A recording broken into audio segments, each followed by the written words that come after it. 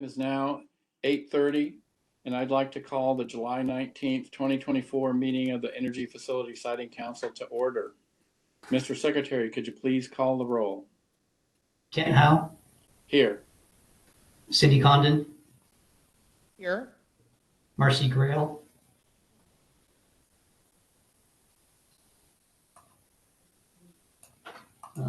I'm here. okay. Sorry, I hit the wrong button. Thank you. Perry Chalktoot, Here. Richard Devlin, Here. Katie Imes. Here. Mr. Chair, you have a quorum. Thank you, Mr. Secretary. Are there any agenda modifications? Mr. Chair, I've got a couple of updates, maybe not quite agenda modifications, but I think worth noting at this point. So in the agenda that was sent out, we included a review of the June meeting minutes in addition to the May meeting minutes. But at the time we thought that those would be ready. Unfortunately, they weren't ready, so they weren't provided to you, but I'm happy to state that the reason why they weren't available is Nancy was out for some period of time, and as some of you who were on early saw, is because she is now a proud grandmother, and so she needed to take some time off, which is totally fine.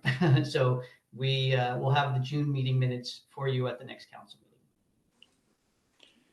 Okay. Congratulations. Congratulations, Nancy.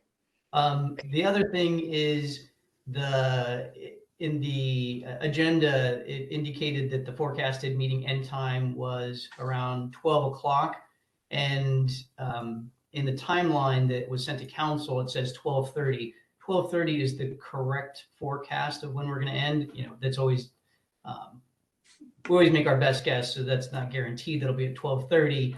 But the reason for the discrepancy was because since Nancy was out, I was picking up some of the responsibilities. And so, you know, essentially, rather than having the varsity team with Nancy, you had the JV team with me. And so just that was one of my mistakes. So my apologies if that created any confusion.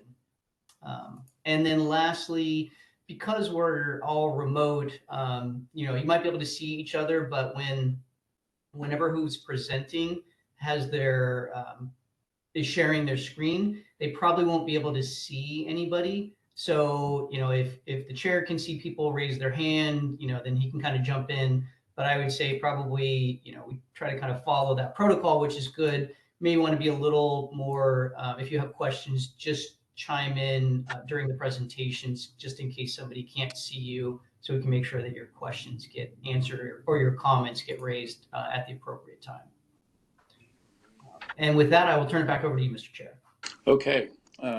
Thank you, Mr. Secretary. And again, just to reiterate, if I don't see somebody wanting to speak, please go ahead and just start talking, get my attention if I miss seeing your hand or whatever.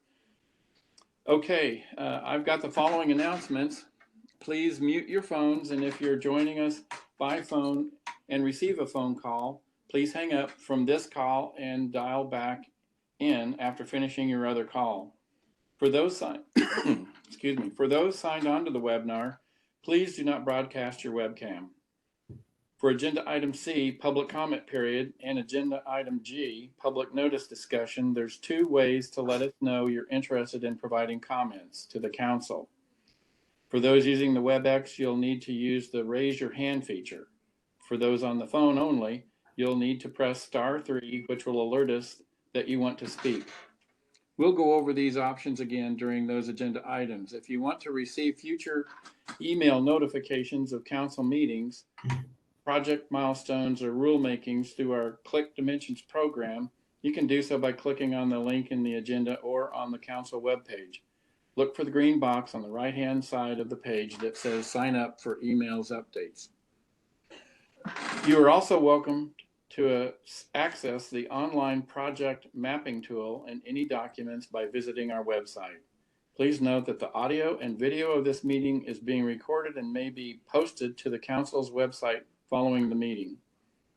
Energy Facility Council meetings shall be conducted in a respectful and courteous manner where everyone is allowed to state their positions at the appropriate times, consistent with council rules and procedures. Willful, accusatory, offensive, insulting, threatening, insolent, or slanderous comments which disrupt the council meeting are not acceptable.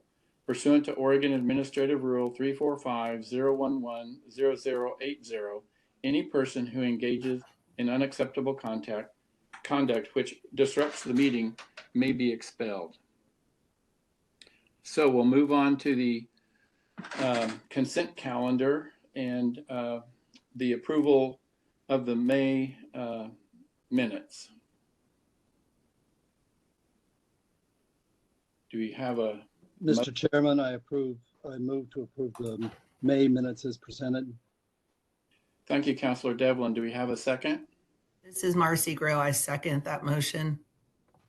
Thank you, Councilor Grail. Okay, we've got a motion and a second.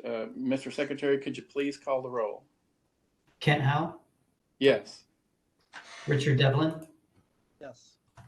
Katie Imes, Yes. Perry Chalktoot, I'm going to abstain. Cindy Condon,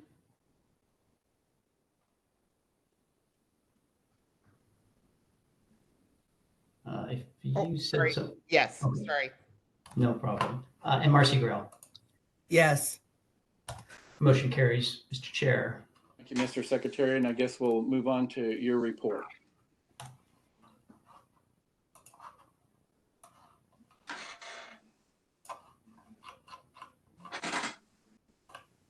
All right, a couple of project updates. So the first one is the Madras Solar Energy Facility.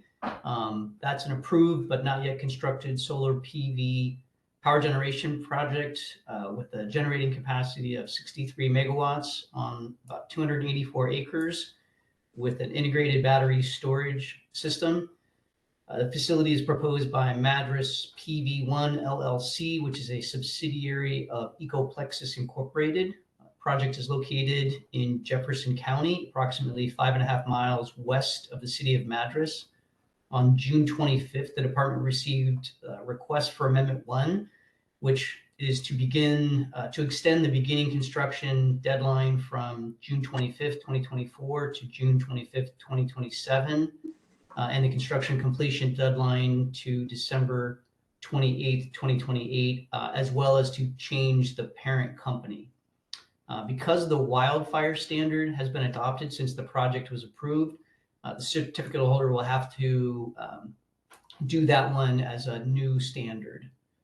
We are currently reviewing amendment number 1 for completeness. As part of that amendment request, the certificate holder requested that Amendment 1 be reviewed under the Type B process. So they submitted an amendment determination request. That request has been posted to the project webpage. And earlier this morning, the department sent a letter to the certificate holder with the determination that the Type B review is not justified and that Type A review will be maintained, primarily because as I just stated, the council must evaluate the amendment, really the entire project, not just the amendment, but the entire project against the new wildfire standard. So that was enough to justify maintaining the Type A review. And for this type of amendment determination request, only the certificate holder can request council's review. So on other types of amendment determination requests, the department could send the determination for council for your concurrence, modification, or rejection, or you upon hearing about it, could also do that. But for this type of amendment determination request, only the certificate holder can make that request. And that just went out this morning. So we'll wait to see if that is what they asked for.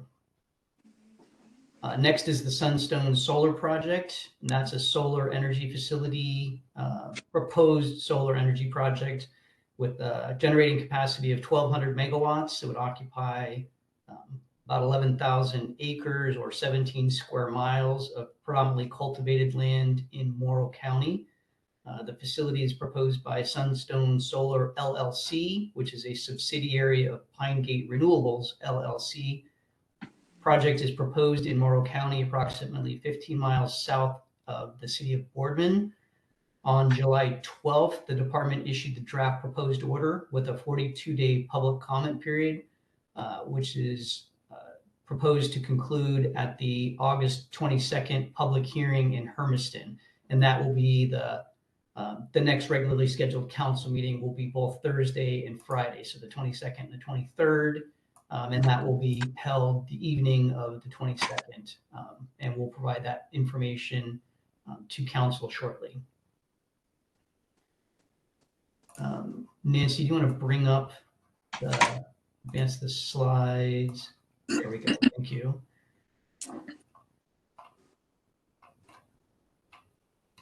All right, so I've got a couple of incident updates. On June 20th of this year, Montague Wind Facility experienced a riser pole fire from an avian interaction that caused a portion of the collector system to trip offline. The avian carcass was found at the base of the pole. The incident was reported within the 72-hour time frame that is required under condition 23.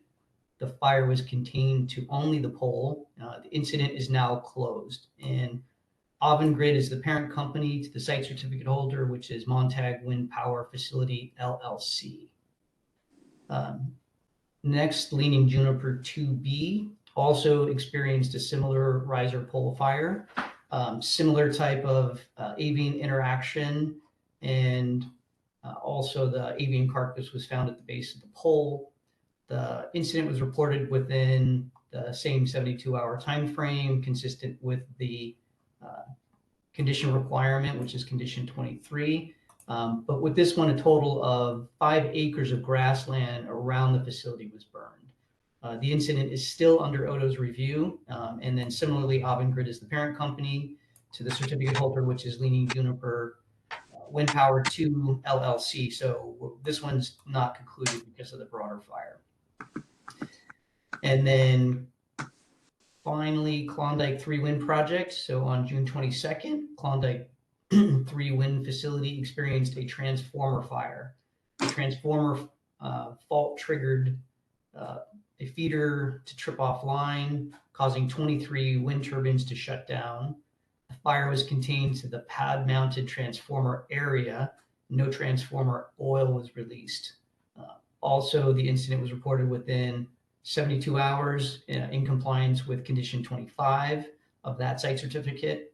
The cause was an internal short circuit in the pad-mounted transformer, and the incident is now closed because we know the cause of that. And so similarly, Avangrid is the parent company of the certificate holder, which is Klondike Wind Power LLC. So before I move on to my last item, is there any questions about any of those? Speak up, counselors, if there's any questions. I don't see any hands, so I guess you can continue, Secretary Cornett. Thank you, Mr. Chair. And then finally, just the future council meetings. I mentioned August 22nd and 23rd. We definitely are going to have the draft proposed order hearing on the evening of the 22nd. We are currently working on a proposed agenda, which we still need to send to Chair Howe for his review and approval. So Nancy and I have been working on that, and so we believe we'll probably have that information available to you sometime by the middle of next week. So, but just for your calendars, you know, at least at this point, we're planning on the evening of the 22nd as well as the 23rd, and probably, you know, early morning to early afternoon is what we're looking at right now. And with that, I will conclude my report unless there are any questions. Chair Howe, I have a question. Yes, Councilor Imes. Thank you.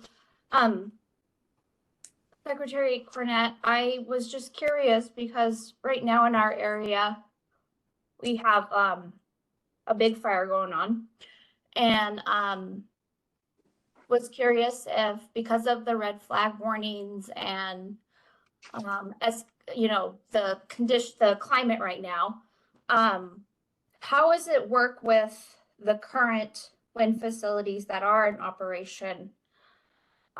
Does the department have any compliance, you know, protocol that they're currently doing with that? Well, each site certificate is going to be a little bit different based upon what the standards were at the time. So, as I indicated earlier with the Madras facility, when that one was approved, there wasn't a wildfire standard. There is now. So now they're going to have to adhere to that. There has always been the public services standard, and there's some element related to fire and public services, but we would have to look at like the specific site certificates and the specific conditions around each facility.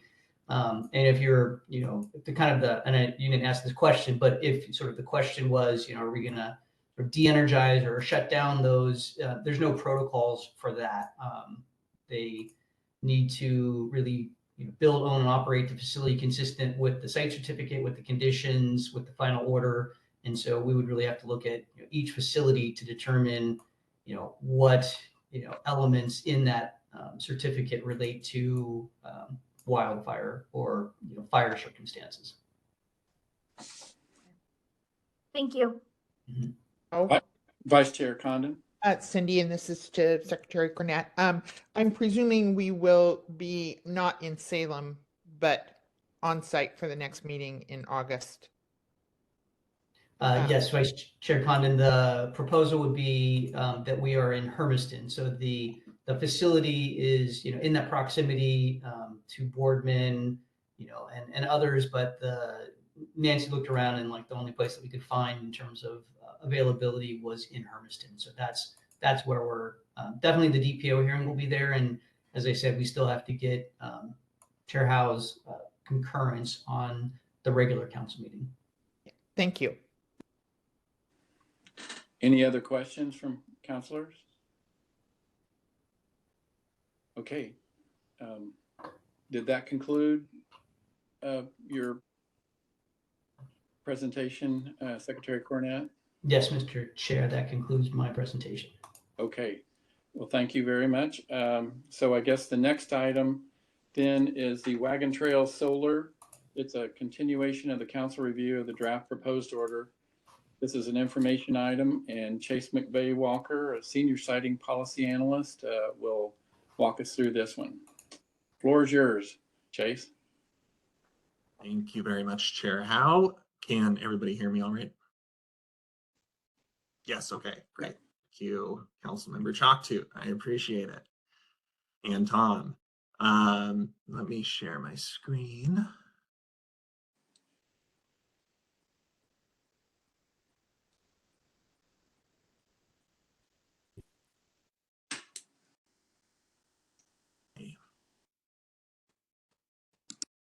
Chair Howe, can you give me a thumbs up if you can see my slide presentation? Okay, We got great. it.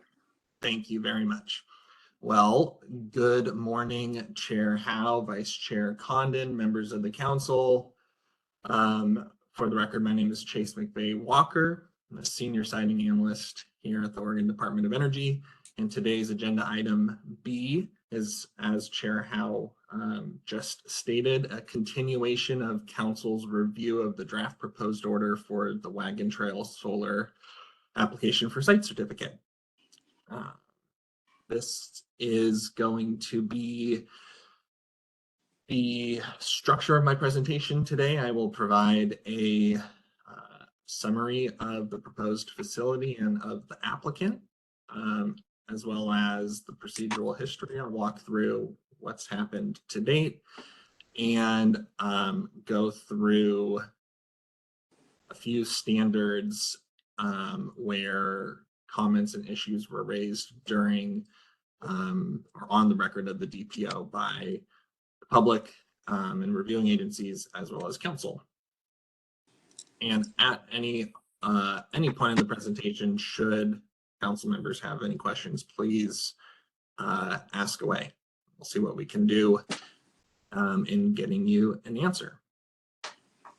Okay.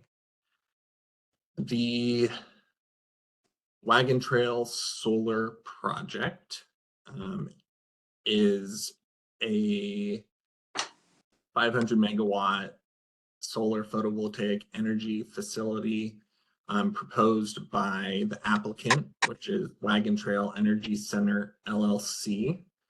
Wagon Trail Energy Center LLC as a wholly owned indirect subsidiary of NextEra Energy Resources LLC. The proposed facility site would be located entirely in north central Morrow County near Lexington, Oregon. Proposed, related, and supporting facility components with this facility would include 500 megawatts of lithium ion energy storage system, 2 collector substations, a 34.5 kilovolt collection system, operations and maintenance buildings, 0.6 miles of a 230 kilovolt transmission line, and 4 construction staging areas. The proposed facility would permanently occupy. Can people still hear me and see my presentation? Okay, Yeah. well, I gotta. Yeah, it looks like your video's off, but we can still hear you fine. Okay, great. I got a pop-up that says my camera is unable to connect.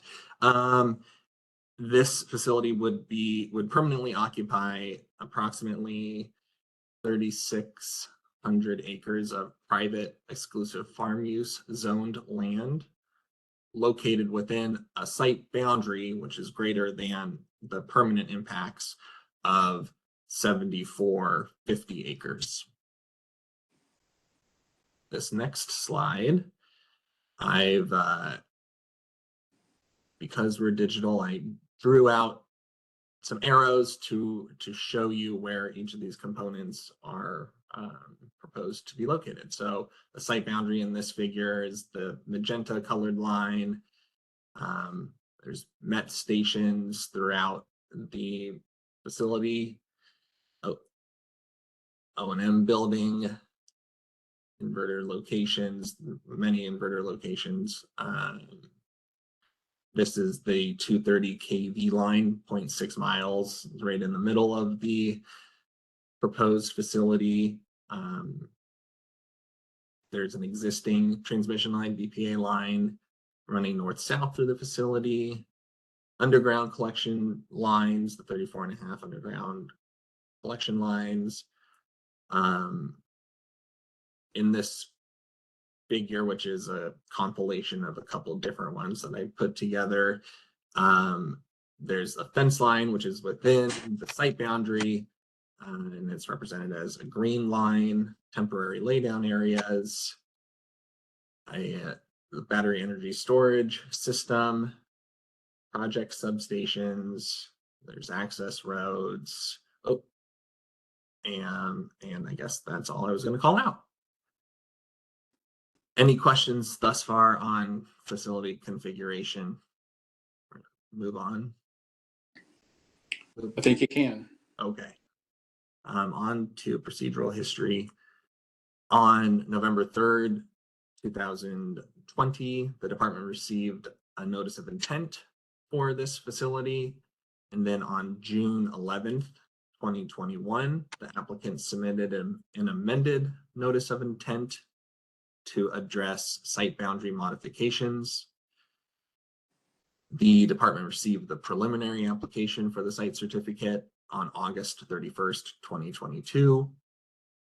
And in November 2022, February 2023, and December 2023, the department issued additional requests for information to the applicant.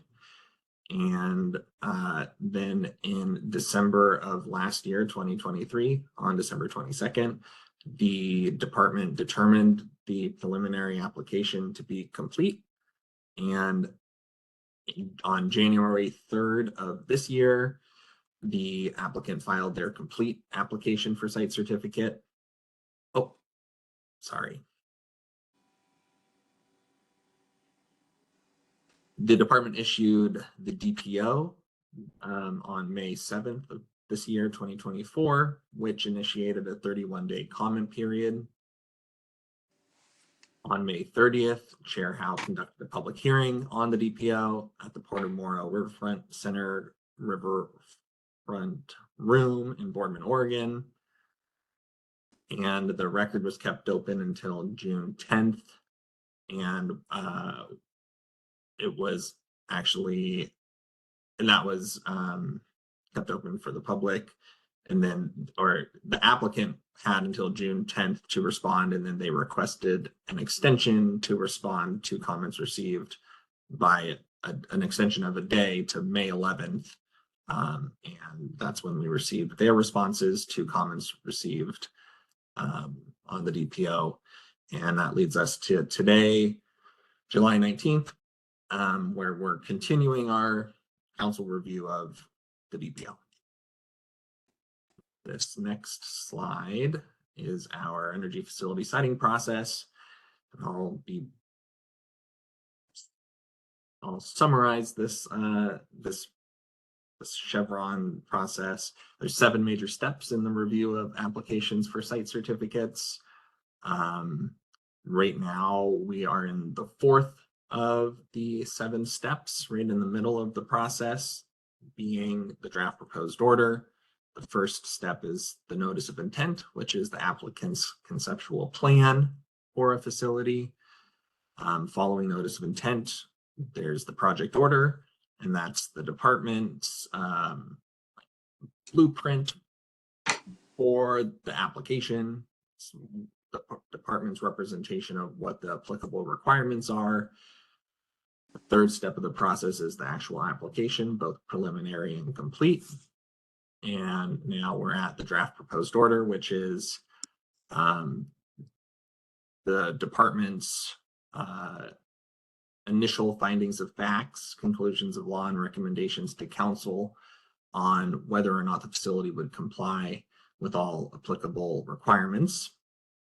And this was also the first opportunity for the public to provide comments on the record. And so we received that. And following the draft proposed order step, we get into the proposed order, which is it's the staff's revised recommendations based on direction from FSEC and additional evaluation following the conclusion of the public hearing and the public comment timeframe on the DPO. And following proposed order, we move into potential contested case, and only those persons who have raised a relevant issue in person at the public hearing or in writing by the comment deadline on the draft proposed order may participate in the contested case. And the contested case process step is run by an independent hearing officer. Following contested case, we get to the final order, which is FSEC's review of the hearing officer's recommended contested case order, if there is one, and ultimately an issuance of a final order, either approving or denying the application for site certificate. Okay. Okay.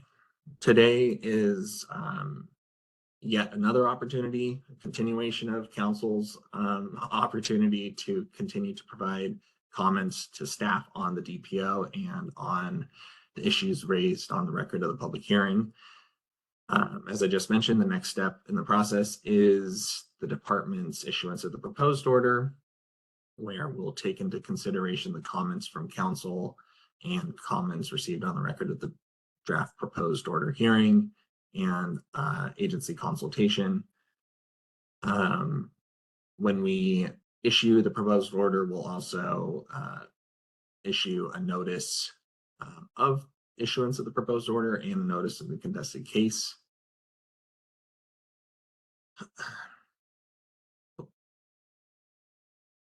Okay. As I just mentioned, only those persons who commented on the record of the public hearing may request to participate as a party or a limited party in a contested case proceeding.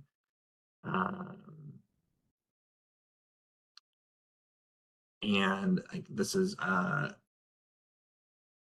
representation of the comments we received on the record of the DPO. We received 5 oral comments at the DPO hearing in Boardman, 4 from the public, 1 from a reviewing agency, Morrow County or the Special Advisory Group.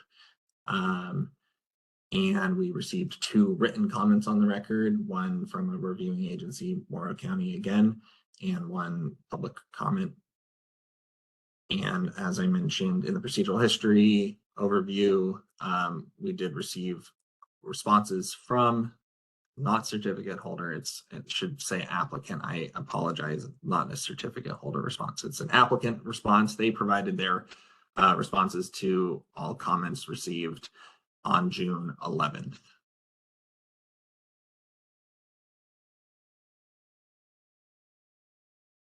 This slide is my representation of, in summary of like the main issues raised in comments. And these are really the setting the stage for the rest of my presentation. There is comments made about vegetation management and soil stabilization, as well as comments on the Goal 3 exception, and comments and discussion on the applicant's organizational expertise. This slide is representative of what I don't have in this presentation. These standards listed on this slide didn't receive any comments or will feature or won't feature any substantive changes, recommended substantive changes in the proposed order. However, all that being said, if you being council have any questions, comments, recommendations on any of these standards, I'd love to hear them. So I guess this leaves me with my presentation today. The rest of the slide deck will be on the organizational expertise standard, the soils standard, the land use standard, and the noise regulations. Chair Howe.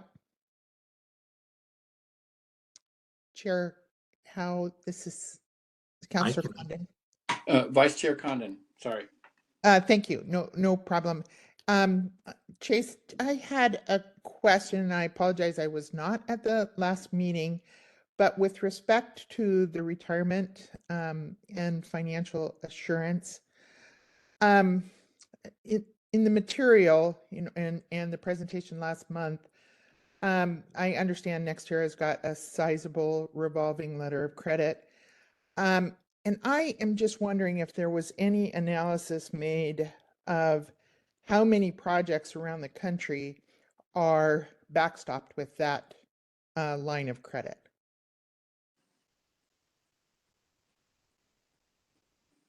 Are we in line behind 36 others, or what's the total? I don't know how other states manage the security instrument and if they require it.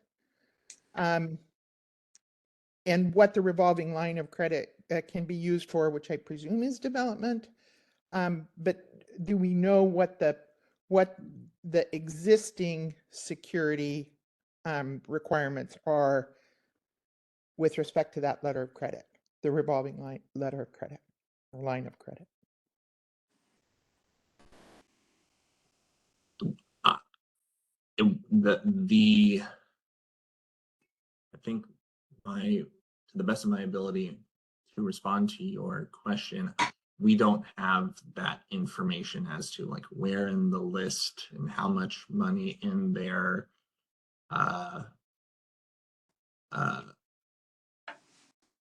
I'm just trying to look in the DPO to get the actual number. That wasn't like where we are in the list isn't provided, I guess. Oh, and thank you for that. And I guess, and I will have some further comments under organizational expertise in the inquiry and analysis we do. But, I would hope that would be a question we would ask with respect to the security, the explanation of security offered with this and in the future. So Yeah, thank you. and Wells Fargo, we did receive in Exhibit M, that we received a bank letter from Wells Fargo Bank, which indicated, and this is what you're talking about, it indicated that NextEra Energy Capital Holdings, Inc., which is ultimately the parent company up the rungs, holds or has an existing revolving credit and letter of credit in an aggregate amount of $4,256,000,000. And so, like, as I am understanding your question, like, how much of that 4 billion is occupied, and is there enough to satisfy the 30 million estimate we're recommending? Is that Well, obviously the 3 billion would be enough, but if we're in line with others, what's potentially the call for that obligation? You know, sometimes we can get blinded by the zeros, I guess, but billions of dollars is a lot of money.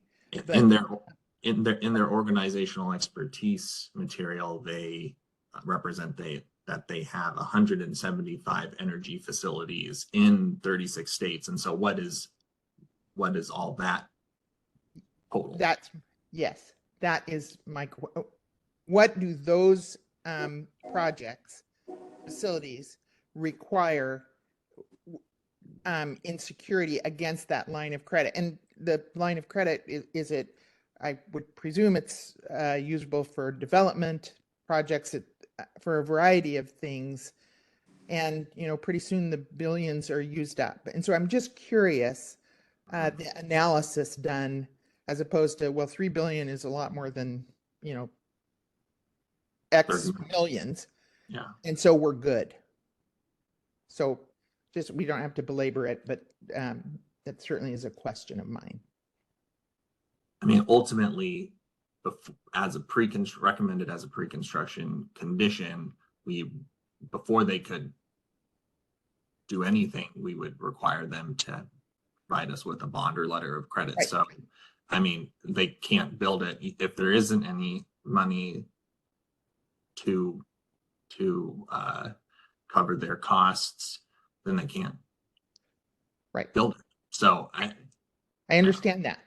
yeah, okay. But that doesn't speak to the call against that. What is being secured?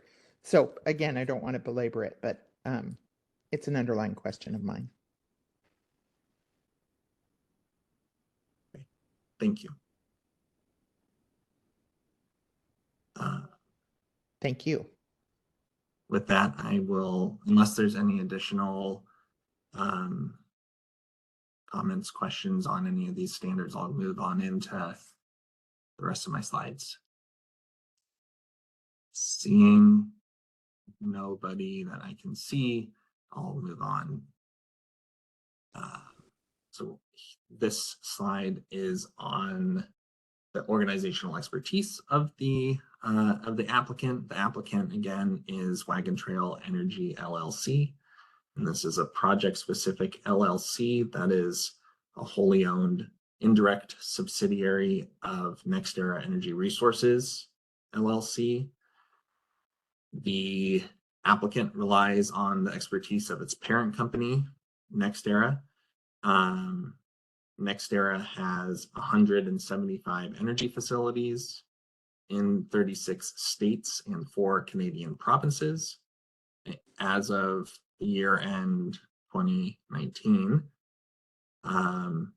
in Oregon, as FSEC approved facilities, NextEra's subsidiaries operate the Wheat Ridge Renewable Energy Facility 2, Wheat Ridge Renewable Energy Facility 3, Wheat Ridge Renewable Energy East, and the State Line Wind Project, which includes State Line 1 and 2, as well as Van Sickle 2 wind facility. That's like a conglomerate State Line Wind Project, but 2 different parts.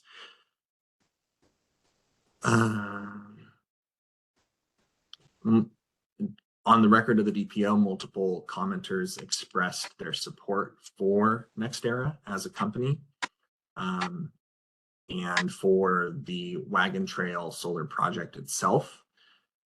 With that, the department doesn't recommend any changes be made to the proposed order as a result of these comments. And that's all I am presenting for organizational expertise. And it looks like Vice Chair Condon has her hand up. Yes, thank you, Chase. And this is a general comment, not necessarily related directly to Wagon Trail. I appreciate the comments from the people who gave comment at the previous hearing and their compliments to NextEra for how they were dealt with. But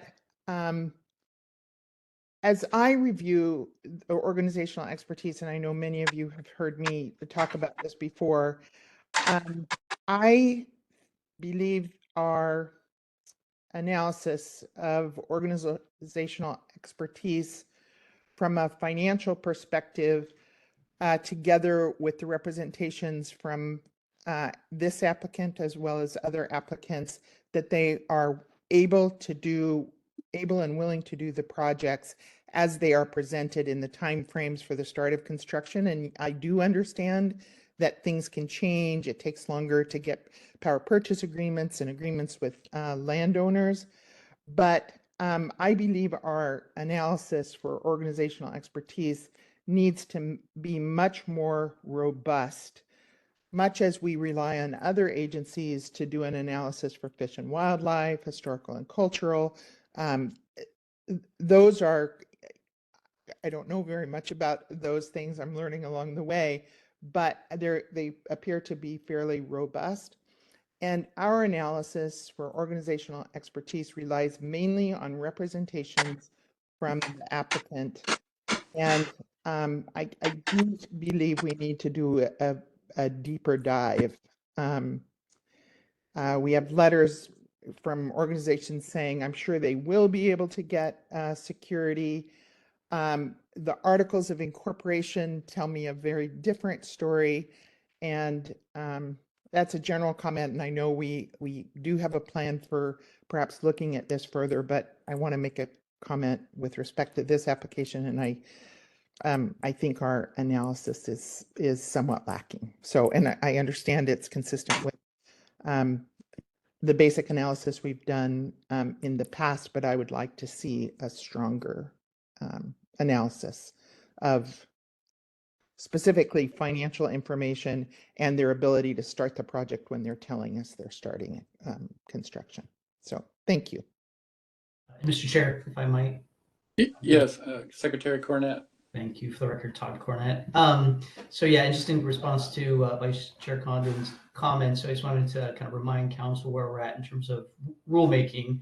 There's certainly different ways we can deal with this. I think, one of the ways is rulemaking. And so we are, we've completed the rulemaking alignment, sort of the first phase of that. That one's done. We're doing the second phase this year, which my hopes is that we're going to then consolidate the standards with the application requirements. Really, that's more of a sort of, not substantive. The intent is not to make any substantive changes to the rules in terms of the standards themselves or the application requirements, but then that's setting up for the next stage, which would be the phase 3, starting potentially next year, where we'll then start looking at individual standards and then the application requirements for standards. So that's where, Tom's obviously here and other council members are here as well. That's where at least we, unless we hear, direction from council prior to that, we will definitely, include that in, that rulemaking. You will establish where you think that priority is to do, organizational expertise in relation to other standards. But I think that's exactly where it would be the right opportunity to ask those questions of what really should be included in the application and what should the evaluation be at that point. I think then the applicants and developers would be participating, members of the public, others where we can provide a lot more evaluation in that context. So just to let everybody know that that is on tap, unless we hear beforehand, we want to make some change in direction, that we are going to be looking at that. What the outcome is, like any rulemaking, we don't know until we get into it, but we definitely have that on tap. Vice Chair Condon? Thank you. I apologize for the dog. And just a comment at the last meeting, Councillor Byer had brought up the question about, is there a letter on file? And I did see in the material that there was a letter from the parent company, certainly committing the resources or behind the commitment to resources. But I believe that it talks about operation of the facility as opposed to construction and operation. And, the parent company may be managing many projects at the same time. And I would certainly be more comfortable with this letter talking about construction and operations, not just operations. But I just ask that you review that letter. Okay. Thanks.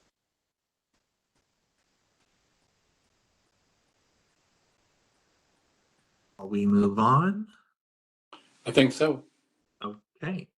Thank you very much, Vice Chair Condon. Appreciate your comments thus far. Okay. So on to soil protection. The soil protection standard requires that council find that taking into account mitigation, the design, construction, and operation of a facility are not likely to result in significant adverse impacts to soils, taking into consideration soil risks such as erosion and chemical spills. The applicant's evaluation of potential adverse impacts for this facility considered the entire area of the solar array to be permanently disturbed.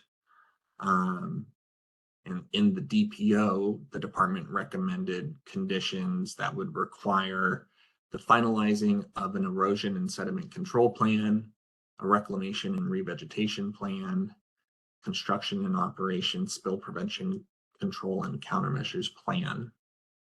Now, there were comments on the record of the DPO relating to the soil protection standard, specifically the differing approaches of vegetation management between two solar sites, where one site appeared to use chemical application instead of vegetation management, and the other had more of a vegetation management approach for long-term soil impacts. Now, in response to these comments,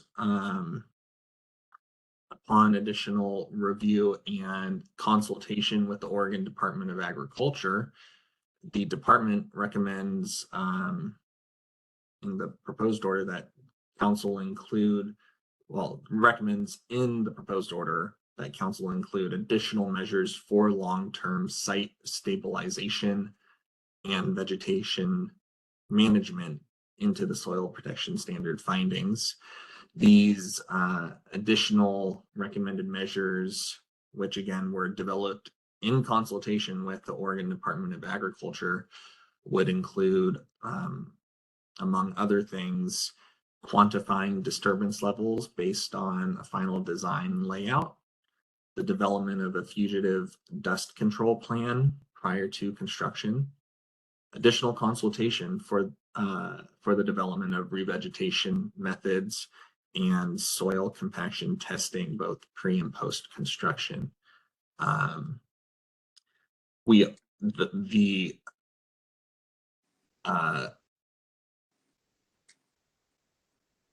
consultation with the Oregon Department of Agriculture also resulted in revisions to the noxious weed control plan and the reclamation and revegetation plan.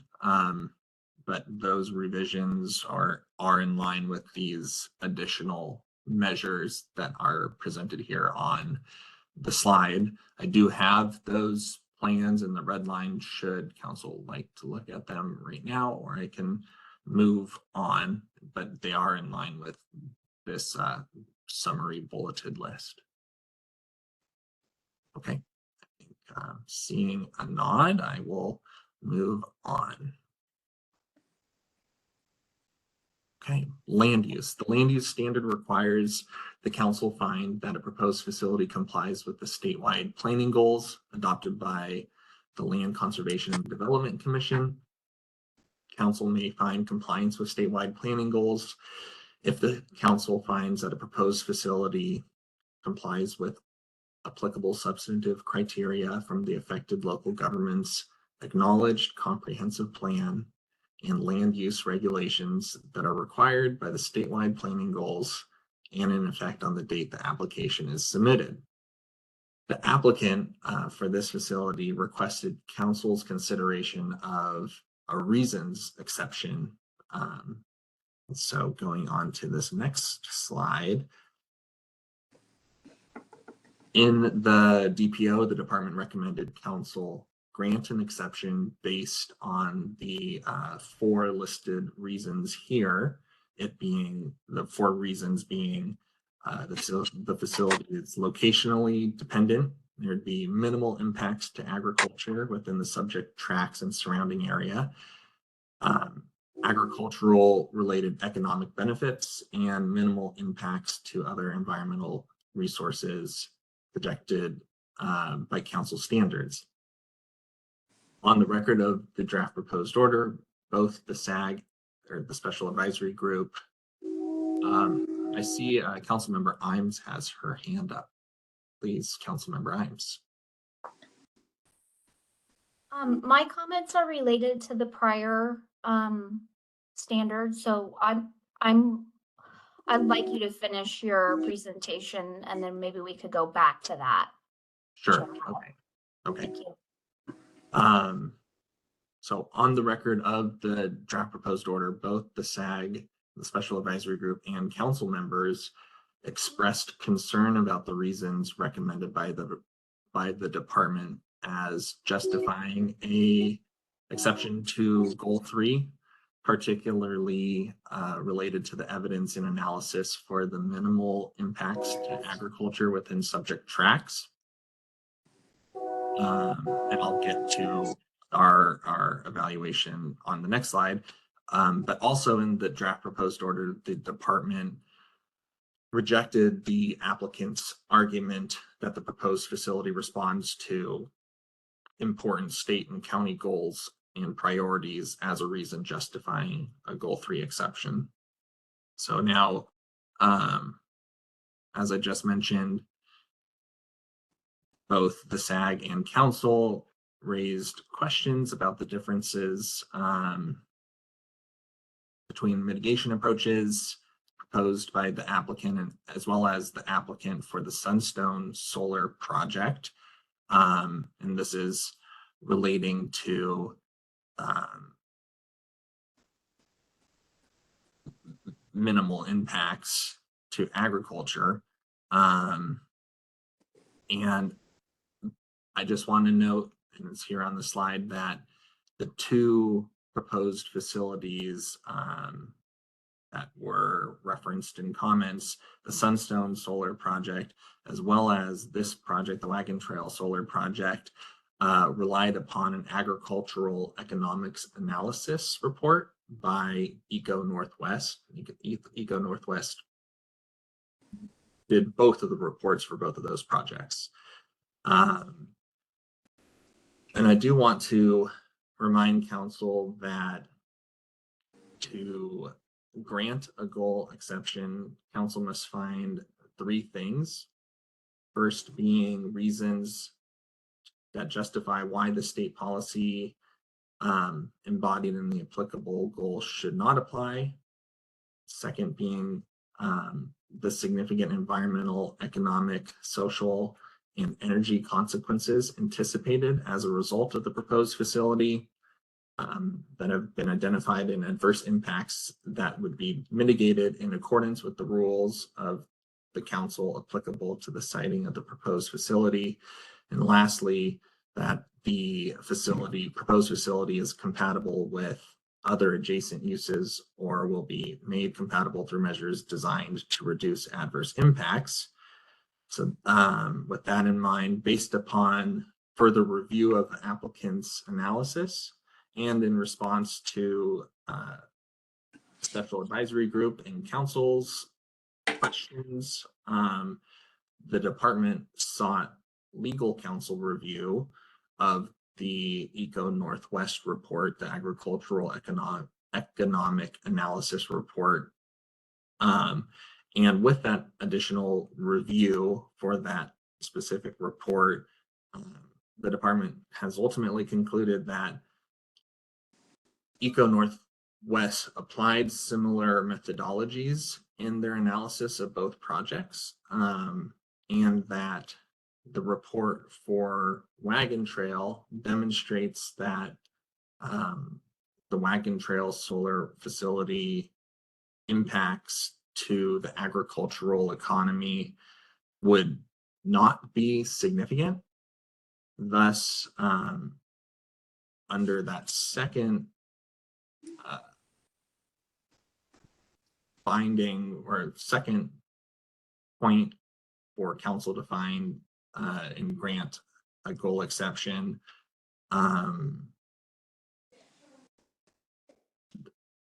the department does not believe that the report demonstrates that the impacts would be minimal for the Wagon Trail solar project.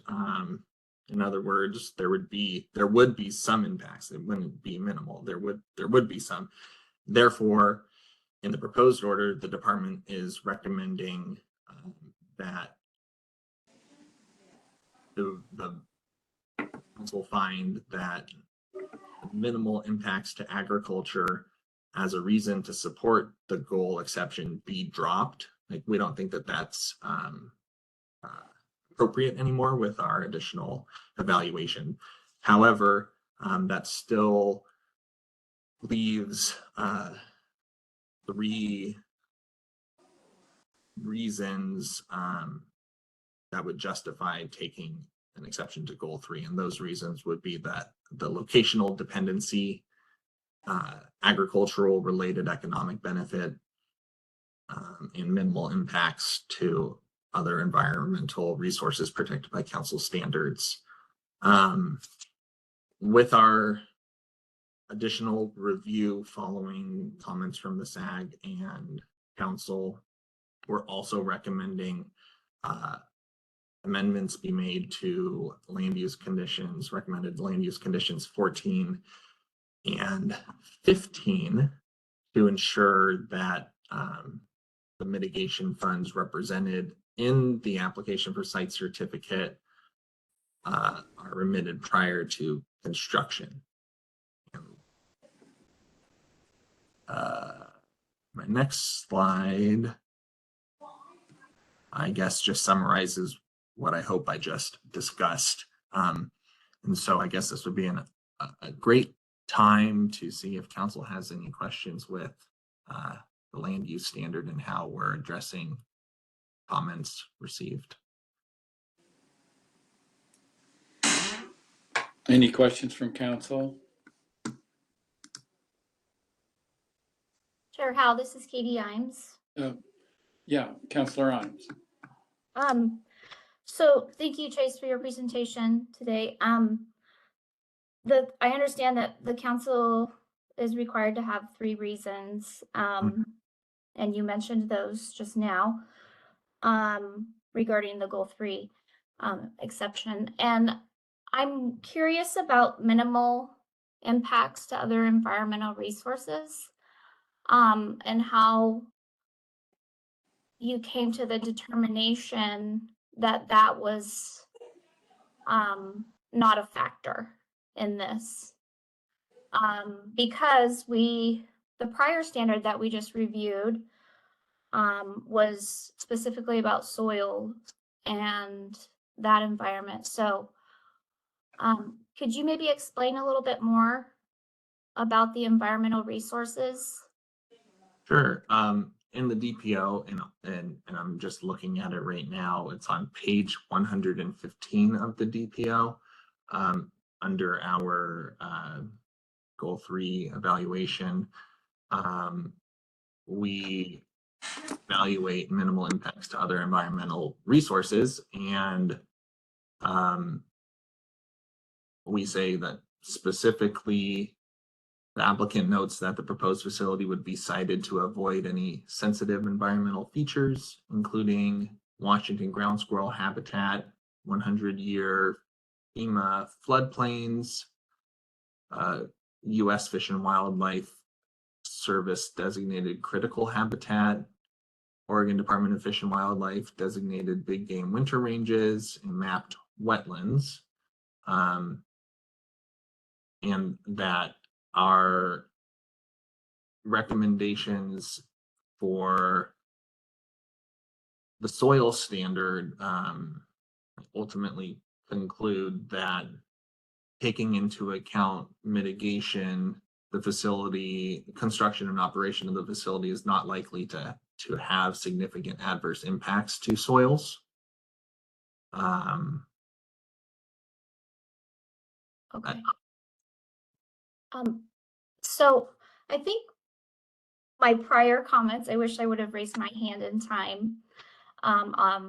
Going back to the last standard, I understand that there's been some analysis done regarding the effects to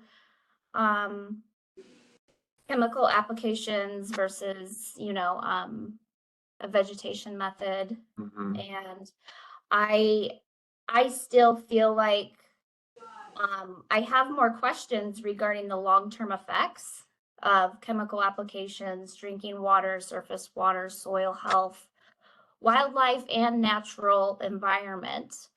The materials presented didn't actually address those questions in depth. And furthermore, how will the land be able to go back into a non-hazardous state? So with those comments on the prior standard, and then now here in this land use standard, and evaluating the reasons for the goal 3 exception, I feel that the minimum environment, or the I'm sorry, I don't know the exact language. Minimal impacts to other environmental resources. Yes, that those, with those two things in mind, I'm having a hard time saying that yes, they have complete justification for the goal 3. I also wanted to mention, and I mean, I know I'm new to this, but I feel like there's a conflict of interest when it comes to this analysis, the agricultural impacts for analysis being done by their own consultant. I really think that an outside or a third party consultant would be really good to see in the future. So yeah, those are my comments. Thank you. Mr. Chair, if I may, just to kind of address the last point that Councilmember Imes brought up. Yes, Secretary Cornett. Yeah, so the applicant's consultant versus somebody else. So, it's really the applicant's burden to provide evidence on the record. So that's pretty typical, where they will hire their own consultant for cultural resources or natural resources or anything, and we have to evaluate that to determine. So I think that them doing that is not certainly a problem, pretty consistent with how it's done. The question then is who has the expertise to review that and determine whether it's adequate or not. So staff may have that expertise. We may rely upon different state agencies or local governments, or we may rely upon our consultant as well. But I just wanted to kind of, touch that point to let you know that's a pretty typical way of doing business, and it is their burden. You don't have to agree with it, certainly. We've evaluated it. We think it's a good report. We agree with it. That's not your obligation, simply because we put that in our findings. But I just wanted to kind of hit that point to talk about how the process really works in terms of the applicant's submittal, and then our review, and then council's review. And I see Patrick has his hand up as well. He may want to provide some context to this. Yep, Council Rowe. Just wanted to point out, I think I heard Councilmember say that she's under the impression that an applicant, when they are providing reasons for a goal exception, has to provide at least 3. If that's your impression, Councilmember Grimes, I want to make sure that you understand there isn't a minimum number of reasons that an applicant has to provide. The standard just says provide reasons for why. So if, in your opinion, they have not met the minimal impacts to other environmental resources, there are still 2 other reasons that they have provided. And I don't know if you've expressed any concerns about those reasons.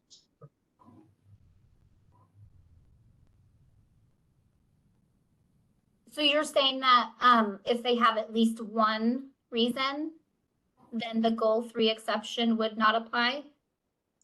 The rule says reasons plural.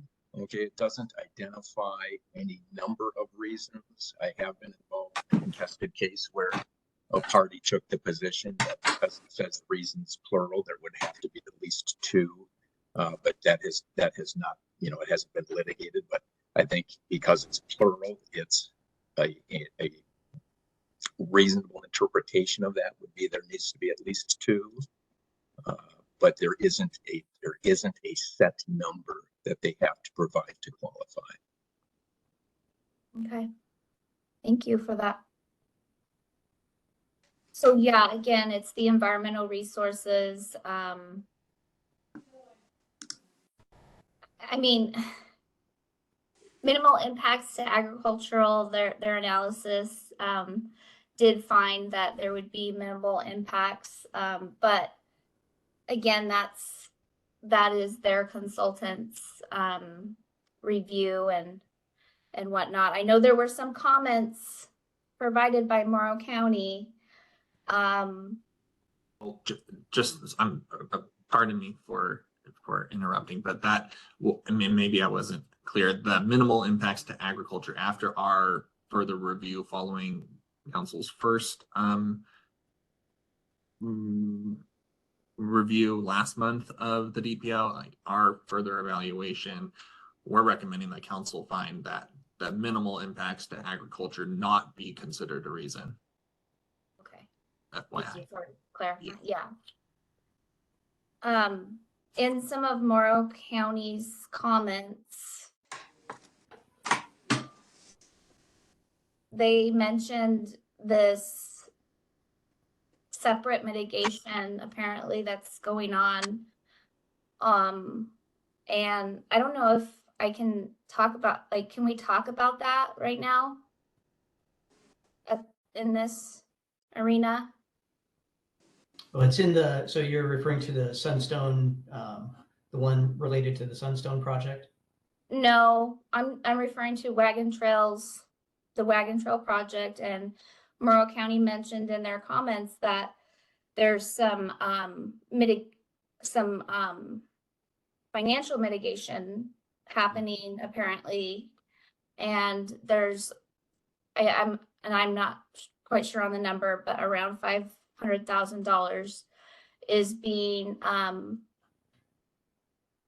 given to Morrow County, but it's not very clear. Like, I think OSU extension is part of that. Anyway, it's to look at doing further ag research in the region.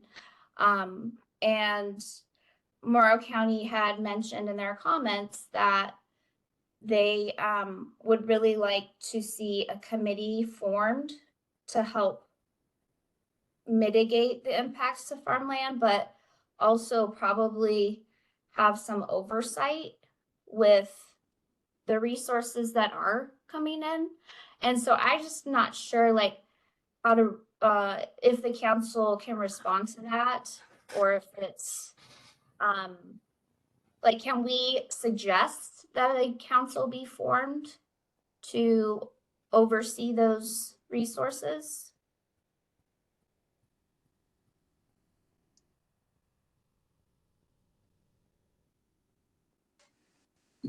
Does Secretary Cornett or Council Rowe want to respond to Councilor Imes' question there? I'm happy to weigh in on that. You can, certainly that's why we're here today, Councilmember Imes, is for, to receive input from the council with any suggestions that you have. With regard to the proposed, they're actually couching it as, I believe it's more as an economic benefit for this project rather than a mitigation. It's $500,000 and it's earmarked for two specific projects, one being the Oregon State project that you mentioned, and another is purchase. Oh, I think, well, the Oregon State one, I think, is purchase of equipment that is being done through that program. And then the other is slipping my mind right now, but it's a specific project that they've North identified. Lexington grain elevator. Great, thank you, Chase. Yeah. So I guess I'd have to review what Morrow County said, but I don't, given that they're earmarked for specific projects and it's, you know, they have like equipment that they already know they want to buy for one of them. I'm not sure what the benefit of having a council or a committee review it would, what they would add to that. I'd have to see if that's, I thought Morrow County was asking for perhaps more funding and then have more above the 500,000, then have a committee review how it might be distributed. But what the Well, staff. That leads me to my next comment, and that apparently I don't know if this this is a one-time thing, right? Like a one-time donation or whatnot for these projects. And in Morrow County was pretty specific in their comments about advising that some kind of committee be formed or oversight regarding this, because there could be a potential more funding that is added to these types of, you know, research and development as far as agriculture goes. So I'm just trying to really look at Morrow County's comments and be, you know, if I can support their request at all, I would definitely like to do that. And that way, you know, there's, if Morrow County has a concern about these funds coming in and then not being really distributed like they're supposed to be, or they say they're going to be, and there's no oversight for that. That's kind of the how I interpreted it. So. Well, we can certainly look at that and make sure that the, you know, money that's, you know, being proposed as part of their the economic value as a part of the reasons justification is clear and tied well to the projects.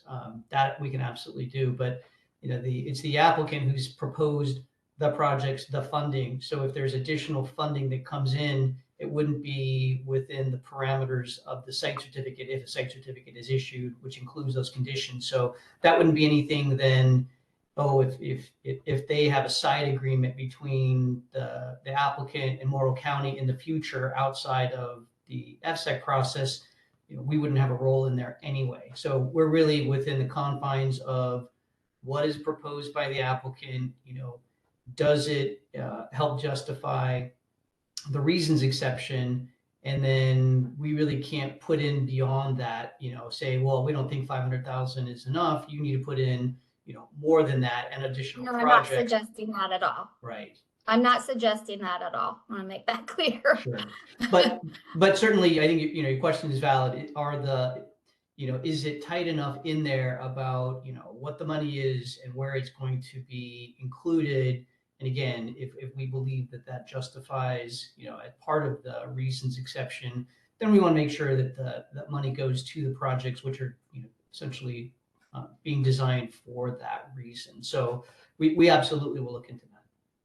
Well, and if I could point out that since the last month's meeting, in Chase, I don't know if you have it in your slide deck or not, the staff is recommending a revision to the conditions. I think Chase references it right here.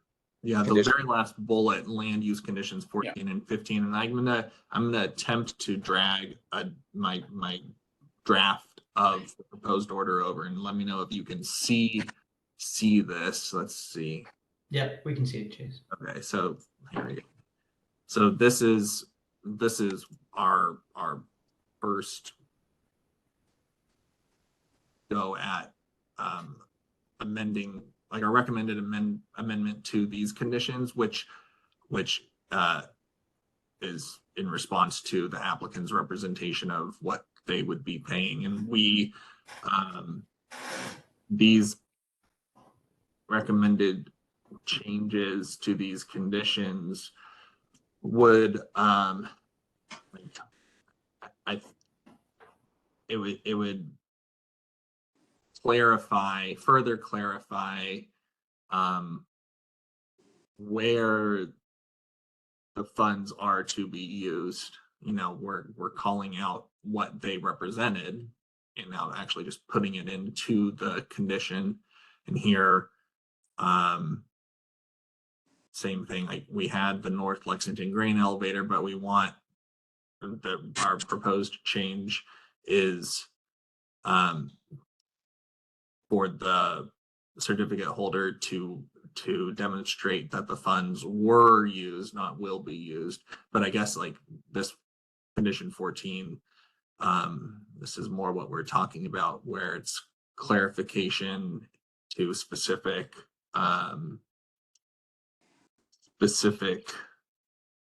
pieces of equipment. Chase, are you familiar with those comments from Morrow County that I've been speaking about regarding this committee that they'd like to see? And maybe that's a local, that's up to the local government to do and outside of our purview, but I just want to make sure and mention it on the record here. I will certainly re-review their Morrow County comments. Okay. Also, just to clarify, the agricultural impacts you guys had determined already didn't meet standard, and the analysis for the agricultural piece the analysis was conducted by Nextera's consultant, correct? Eco Or Northwest. yes, Yes. minimal impacts to agricultural analysis was conducted by their consultant. Yes. Okay. I find that interesting. I still kind of have an issue with that because I didn't realize that they were in the agricultural business, meaning that they were qualified to quantify the loss of, exclusive farm use that's going to be taken up and the all the dollar. I was just surprised to learn that. So. Well, their analysis was on the indirect impacts to agriculture as a result of the project, not the direct impacts. So the physical occupation was not part of their analysis, as I recall. It was, what does the physical occupation of the facility have on adjacent surrounding lands? And then how can we quantify that and then put a per acreage dollar amount to that? I think that was their analysis. And they're economists. They do many different things. So again, you can look at that and you can decide whether you agree with it or not. But that was their analysis.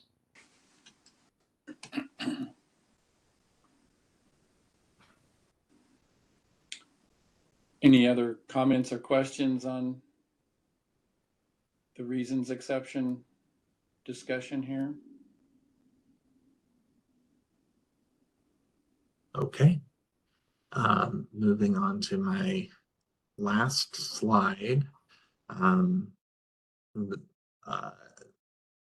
We're moving into noise requirements.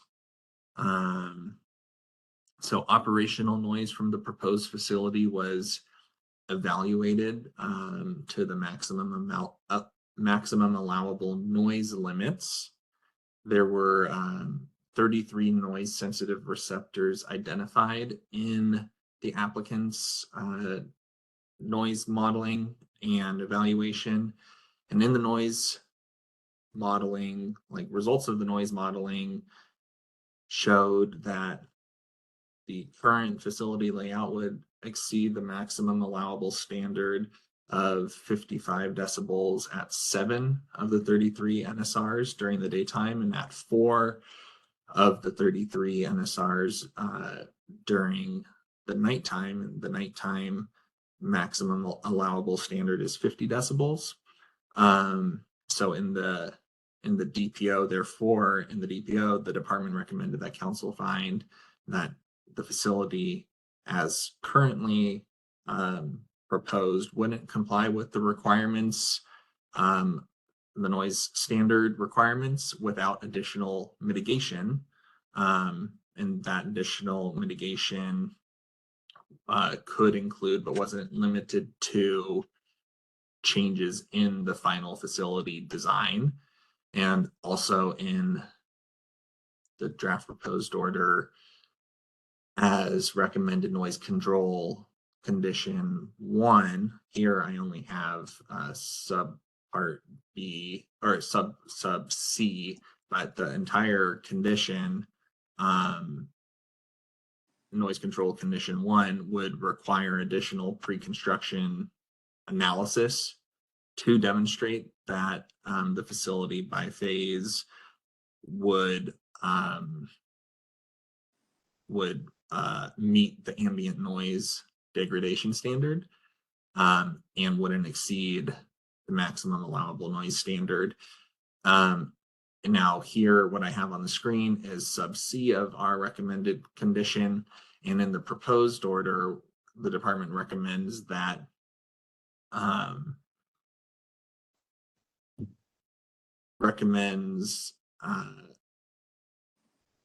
the provisions 4 and 6 that are referenced in sub C be removed.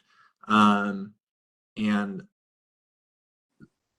we're recommending this minor Scribner error revision because those actual provisions in that rule apply specifically to a wind facility. And as this isn't a wind facility, it's not needed. Like that specificity isn't needed. But the rule, if we stopped it as represented here at 3, would continue to apply to solar and to this facility, and it would still have to meet these requirements. I think one last thing I'd like to mention is later on in today's council meeting, as agenda item F, our rulemaking coordinator, Mr. Tom, is going to be talking through the solar noise rulemaking, and that solar noise rulemaking would, if approved, I guess, would allow for noise waivers to be utilized at solar facilities, not just at wind facilities, in order for a facility to meet the ambient noise degradation standard. And so that's just like a little fun extra bit of information about an agenda item later today. But it's applicable here. Like our current condition will, like, they can't construct a facility that doesn't meet the standard. That's what our recommendation is, or our condition is requiring. And so really the only recommended change for noise is this minor Scribner edit. With that, I don't have anything else. Is there any additional topics, questions, comments that council would like to bring up? I hand it over to you, Chair Howe or Secretary Cornett, take it from here. I'm not seeing any hands up or interest, it looks like, from any of the council members wanting to continue further discussion or have any additional questions. Am I missing anybody?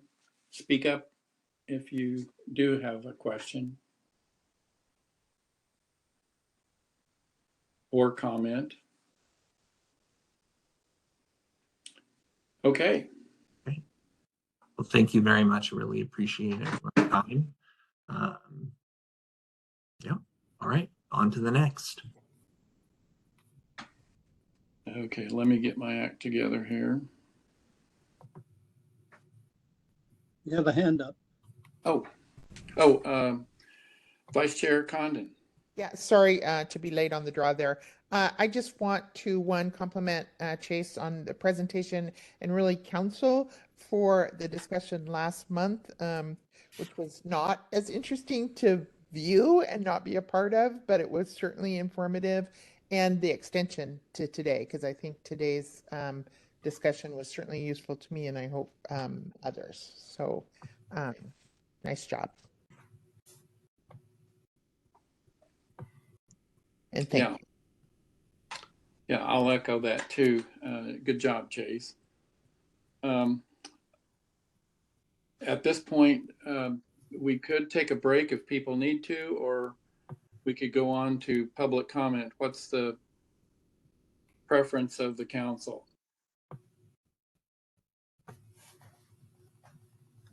Maybe just a short break. Okay. Thank you, Katie. I agree.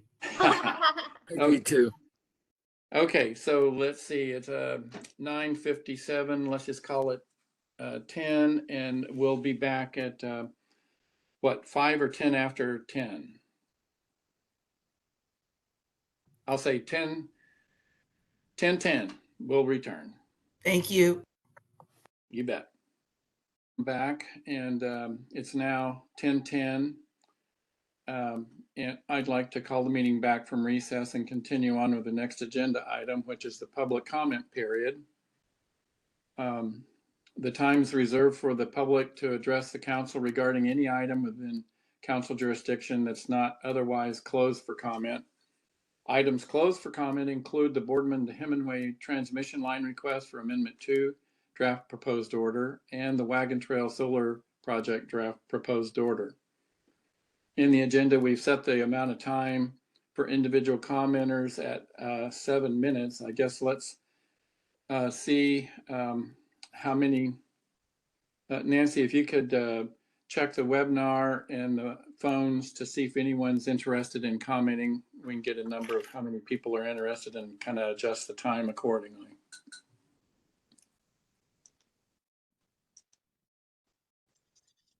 Thank you, Chair Howe. Let's go ahead and just remind everybody how to raise their hand in the webinar. So at the bottom of the main window is a set of icons. If you click on the participant, in the bottom of that participant window is a hand icon. Click on that hand and it will raise it. When you're finished commenting, you can go ahead and click it again to lower your hand.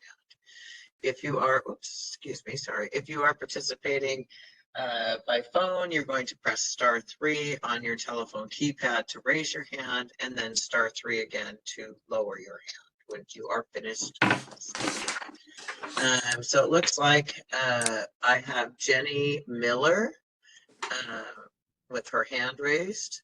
So Jenny, I just unmuted your mic and you are ready to comment.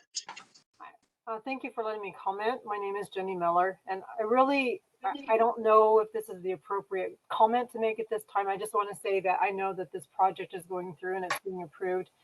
The only concern that I have and other fellow members from OCTA have is that when the actual facility is being built, that visual impacts made to. So can I jump in real quick? Sorry for the interruption. Is this about the Wheat Ridge project? Wagon Trail.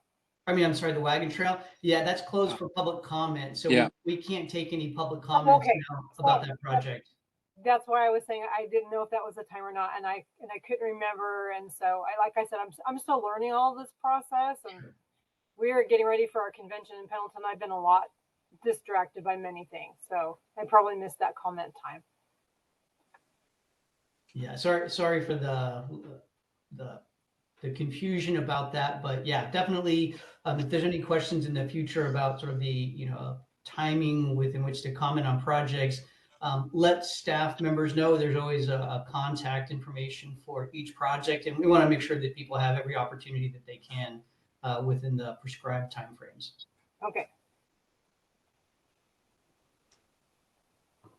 That's all. Thanks for catching that, Todd. Nancy, are there any other hands?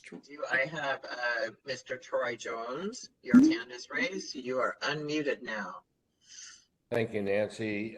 Thank you, Chair Howe and council members. My name, for the record, my name's Troy Jones, 22335 Gap Road, Harrisburg, Oregon.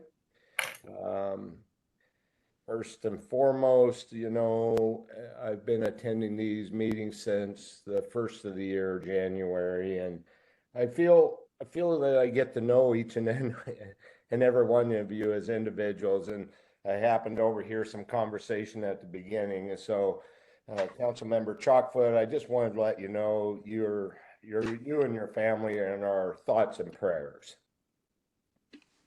So thank you. At the June meeting, a number of you weren't able to be there or weren't present. So at the risk of repeating myself, I wanted to just review a few of my comments from that meeting. I notified the council that our group that I represent has formed a PAC, recently formed a PAC. We're known as Friends of Gap Road. And I just want to make sure that that stays and is on the record for future. I also mentioned in June at the June meeting, because I've attended so many meetings, I've found hope and comfort in the fact that the council has a strong sense of rural values, specifically identifying cultural and aesthetic concerns for wildfire, noxious weed control, land use and wildlife management, holding operators accountable. It's clear to me that this council does not take their responsibilities lightly. And so I just want to make sure that you recognize that we recognize that, and it's important to me to communicate that with the group. So that's all I had for today. I plan on continuing to attend and look forward to future conversations, I guess. Thank you. Thank you, Mr. Jones, for your comments. Chair Howell, this is Marcy. I'm sorry. Yeah. Go ahead. So you say what you're going to say, and then I will wait for you. I was done. Go ahead, Councilor Grail. Thank you. Mr. Jones, I just wanted to say you have been attending the meetings, and I do feel very much that you've engaged us and asked how you can better advocate for yourself. And I hope other members of the public take notice of what you've done to be able to advocate your wishes and needs for your community. So thank you for sticking with us and helping us learn more about your area. Thank you.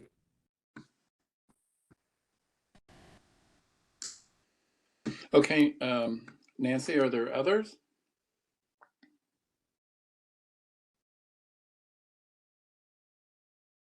At this time, I see no other hands raised. Okay, and as far as the phones, no star threes? Sorry, Nancy, I see one hand raised for a call-in number. I don't know who that is. Do you see that? I do not. It has a call-in user 3 and then in parentheses 541-805. There's a hand raised. I don't know. Okay, hold on. Oh, here we go. It's lowered though, I think. It's been raised for a while. Go. Hello. Hello, Do we you can hear me? you. Yes. Okay. This is Irene Gilbert, and I did want to actually, I wanted to thank the council for what appeared to be some thoughtful discussion on the last topic. And I also wanted to make a comment. And are you still hearing me? Yes, we can hear you, Ms. Okay. Gill. Okay. I believe that my experience has supports the need to carefully consider whether the notices of the opportunities to comment are providing the information necessary for the public to have some chance of being granted contested cases in the requests that are generated from their public comments. And I would like to actually to let you know what actually occurs when the public is denied access to a contested case. As you know, I was denied a request for a contested case regarding procedures used during Amendment 1 of the Boardman-Damming Way transmission line. On November 21st, I asked the Union County Circuit Court to reconsider that denial regarding procedural problems. On January 31st, Oregon Department of Energy filed a request from them and FSAC, and the request was that my request for reconsideration not be heard by Circuit Court, that it go directly to the Oregon Supreme Court without the opportunity to develop a file for review through the Circuit Court. I objected in writing, the hearing was held, and the Circuit Court denied the request for transfer. ODOE then filed requests with the Oregon Supreme Court on behalf of them and FSAC, asking the Supreme Court to overturn the Circuit Court's decision. I objected again, and the Supreme Court denied the request of ODOE and FSAC on March 19th. Idaho Power, FSAC, and ODOE then filed a motion with the Circuit Court to dismiss my case altogether as moot. I again objected. An in-person hearing was held and the request was denied. Following that denial, Idaho Power, FSAC, and ODO filed a request with the Oregon Supreme Court to decide to dismiss my request without having it heard and overrule the Circuit Court decision. The Oregon Supreme Court denied the request. On Wednesday of this week, Idaho Power and ODOE and FSAC requested that the Oregon Supreme Court reconsider the denial of the most recent motion to dismiss my request for reconsideration. I do not believe that FSAC made any decision regarding whether they wanted these multiple motions against the public to be filed in their behalf. I do believe that the actions that I have been required to respond to, which have nothing to do with my request for reconsideration, have reached a point of being harassment intended to discourage public disagreement with FSAC decisions. I also do not believe that the public perception of FSAC as providing an unbiased review of site certificates, comments, and contested cases is well served by actions such as these. And I hope that I have not had a chance, even though I'm on the rack for Division 15 and Division 27, to formally send in my comments.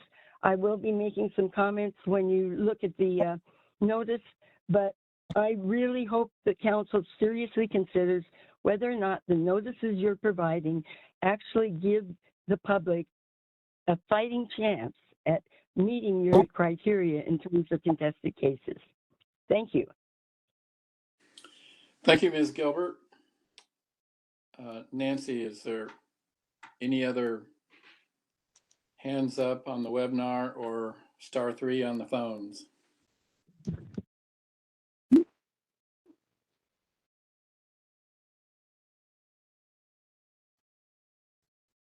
There are no other hands raised at this time.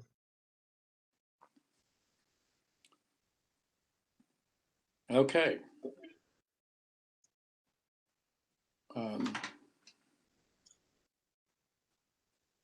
I guess we'll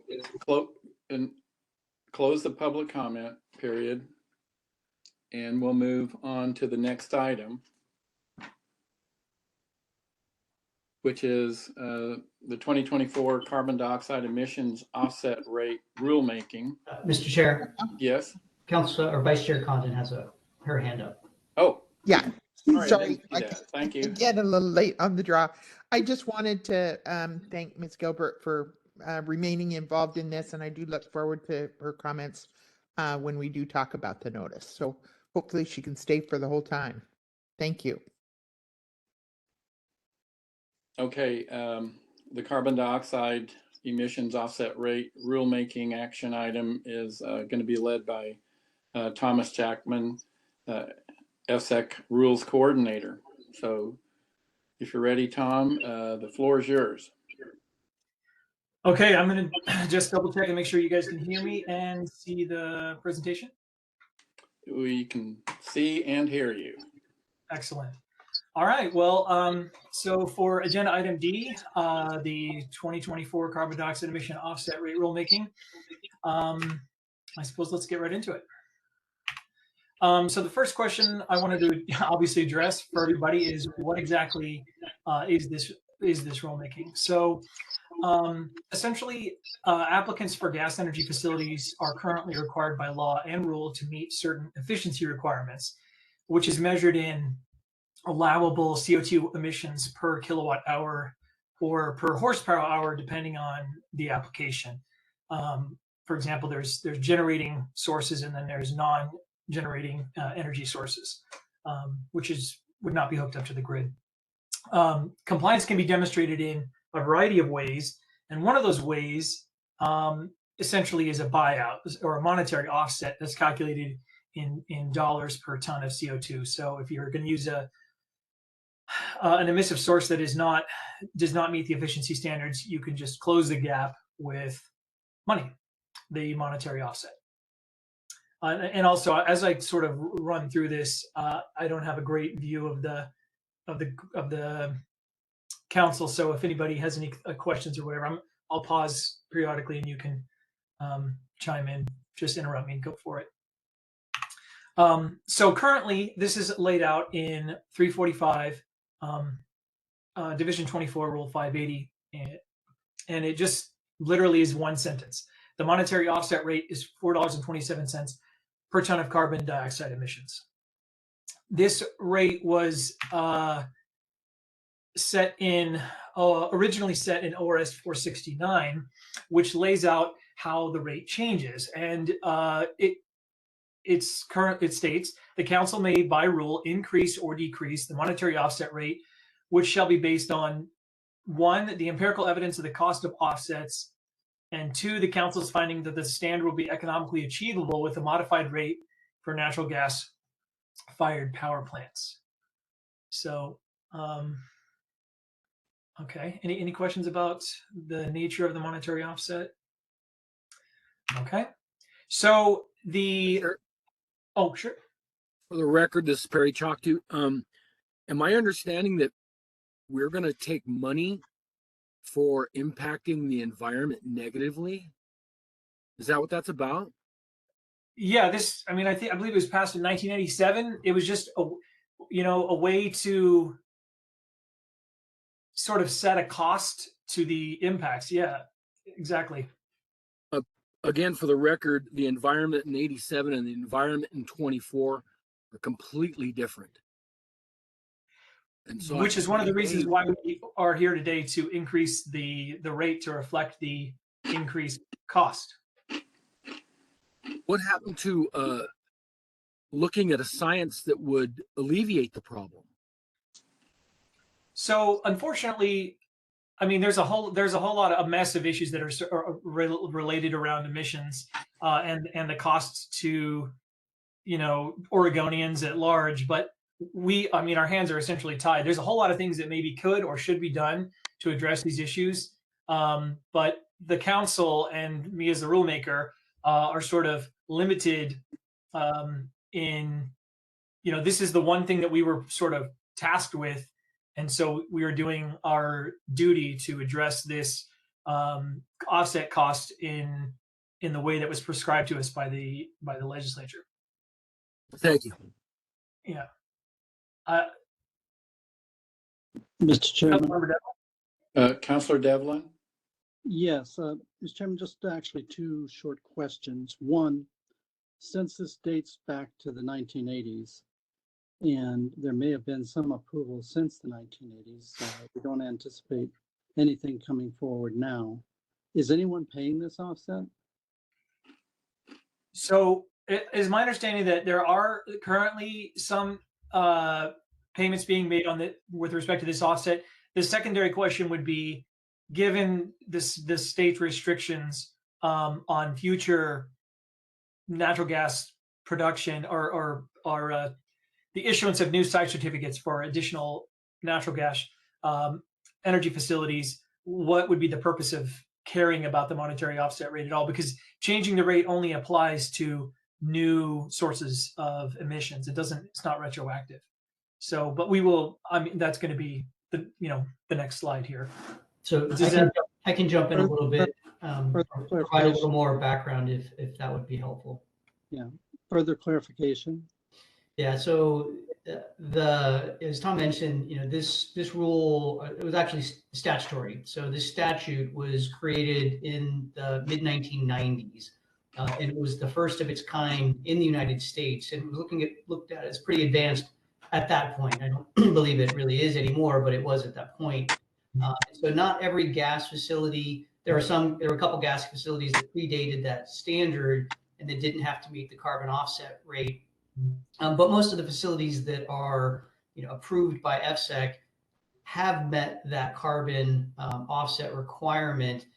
And then there is some, you know, true up along the way for those. And if there are peaker plants, you know, and those peaker plants are exceeding what they forecasted that they would, you know, the amount of power they would produce, and therefore the amount of gas they would use and carbon they would produce, they have to be evaluated every so often. And if they're exceeding what they said that they would produce, then that has to get trued up. So the rule, which really largely copies the statute, is still valuable and effective, even though based on House Bill 2021 in the 2021 legislative session precludes FSEC from approving new gas-fired power plants. So, you know, at least if that stays in place, there won't be a new natural gas-fired power plant approved by FSEC. So, you know, this rule would not really, you know, have value moving forward from that standpoint. But because of the existing facilities, you know, and as Tom is talking about, certainly non-generating facilities, there is the possibility of new non-generating facilities that could be triggered in terms of the carbon standard. So there is value in keeping the monetary offset rate updated to, you know, as much as we can be, which is a limitation on it can be increased or decreased by no more than 50% every 2 years. So, Mr. Chairman, some additional follow-up. If we change the rate, which I'm in favor of, wish we could actually change it higher, but would that rate apply to previously approved projects, or would they remain at the rate that they were required to pay when they were constructed? They would remain at the rate they were required to adhere to at the time they were approved by FSEC. So, but if a non-generating facility came in through an amendment, then that would trigger the new rates. But for anything, any kind of true ups, they would be governed by what was in place at the time that the site certificate was executed. Okay. And the final question, has there been any thought given, although I think it would be a relatively low priority, of getting the legislature to true up the rate so that it's more realistic compared to what other rates are that are out there at this time? We certainly not pursued that as a legislative concept. In 2021, based upon that really large House Bill 2021 bill, a lot of those issues were looked at. And I think, again, the limitation on new gas-fired power plants or the prohibition on that, and then the existing gas-fired power plants are going to be have to adhere to the Department of Environmental Quality's rules about future limitations of carbon. So this was never, our standard was never designed to be a one-for-one, deal with the full amount of carbon that was put into the air. It was a portion of that. And so there are new standards, and those are really at the DEQ related to existing facilities. So this is, there's a lot more in the landscape than there was in like 1997 when the legislature created this statute, and then FSEC followed up with the administrative rules, which mostly are a copy and paste of the statute. Thank you very much. Any other questions? If not. So as Secretary Cornett stated, the rate increase or decrease can be no more than 50% in a 2-year period. And as of next week, July 25th, 2024, it will have been 2 years since the last rate change. And a 50% max increase would take the existing rate to $6.40 a ton. And as you'll see here, well, actually, I guess we'll just move along here. This is a very, very specific, narrow statute that created a very specific and narrow sort of scheme. And, to Council Member Chalktoot's point, there's a whole lot of things that perhaps can and should be done to address the sort of impacts of CO2 emissions, but we're operating in with this really sort of narrow framework. We just want to be responsible and do what we're tasked to do, which is do our within this 2-year 50% at a time methodology that was set up, making sure that we are doing our responsibility to evaluate the rate and make sure that we are making use of that framework to get the rate to as close to market as we possibly can. So then this kind of goes to the question that Secretary Cornett was answering, which is why are we bothering with this rulemaking? One, years of failing to increase the offset rate meant that the rate is still relatively low, despite 50% increases in 2020 and 2022. The rate originally in 1997 was like 57 cents, which at the time was the only carbon offset rate in the entire country, because it was the very first one. But as you'll see here in a minute, we're still going to be woefully short on a market rate. So if we fail to take advantage of the 2-year period and increase it as we are able to, there's no way we would ever be able to timely true up the rate in the event that it became relevant for reasons we can't now predict.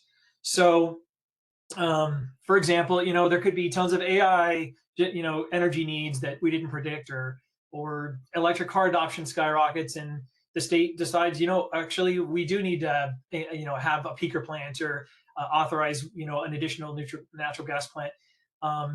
So given that we don't know what the future will hold, we will feel bad. It will be foolish to not take advantage of the opportunity to increase the rate as we're able to, or we'll just fall farther and farther behind. And then, as Secretary Cornett also alluded to, we currently do see applications for non-generating gas facilities For example, there's an application to add non-generating natural gas generators at the MIST facility to essentially allow them to move natural gas around using those pumps, I guess. Those non-generating energy sources fall into this scheme and are required to meet certain efficiency guidelines, which if they don't, one of the options will be to sort of true it up with this monetary offset. So if this goes into place prior to their application being certified, they will be subject to the new rate. So that is one good example of this being immediately relevant. So as you might have guessed, staff is proposing that council approve a rate increase of 50%, which would take the existing rate of $4.27 to $6.40 per ton of carbon. And as you saw on the previous slide, the statute requires that council make two findings. One, that their empirical evidence on the cost of the carbon are reflected by the rate. So here this slide shows staff's proposed rate of $6.40. The next line here is the North American voluntary carbon market, which is essentially people who have no obligation. There's no statute or rule that requires them to offset their carbon rates. The average in that market for people who want to participate and tell their shareholders or the public, we're doing our best to offset, is $6.97. So obviously there's different types of credits. We don't need to get into the weeds here, but essentially if somebody's selling credits and they have a lot of certification or proof or evidence that the carbon offset is a higher quality, that it's being done in targeted areas, hitting the populations that are most affected by climate change, they're going to charge more for their carbon offsets than perhaps another carbon offset clearinghouse. But the bottom three here are part of the cap and trade market. The Regional Greenhouse Gas Initiative is approximately 10 states on the East Coast that got together to form their own cap and trade market. The most recent sale on those credits was $21 a ton. And then you see here the California cap and trade and Washington cap and trade in the last year or two was over $40 a ton.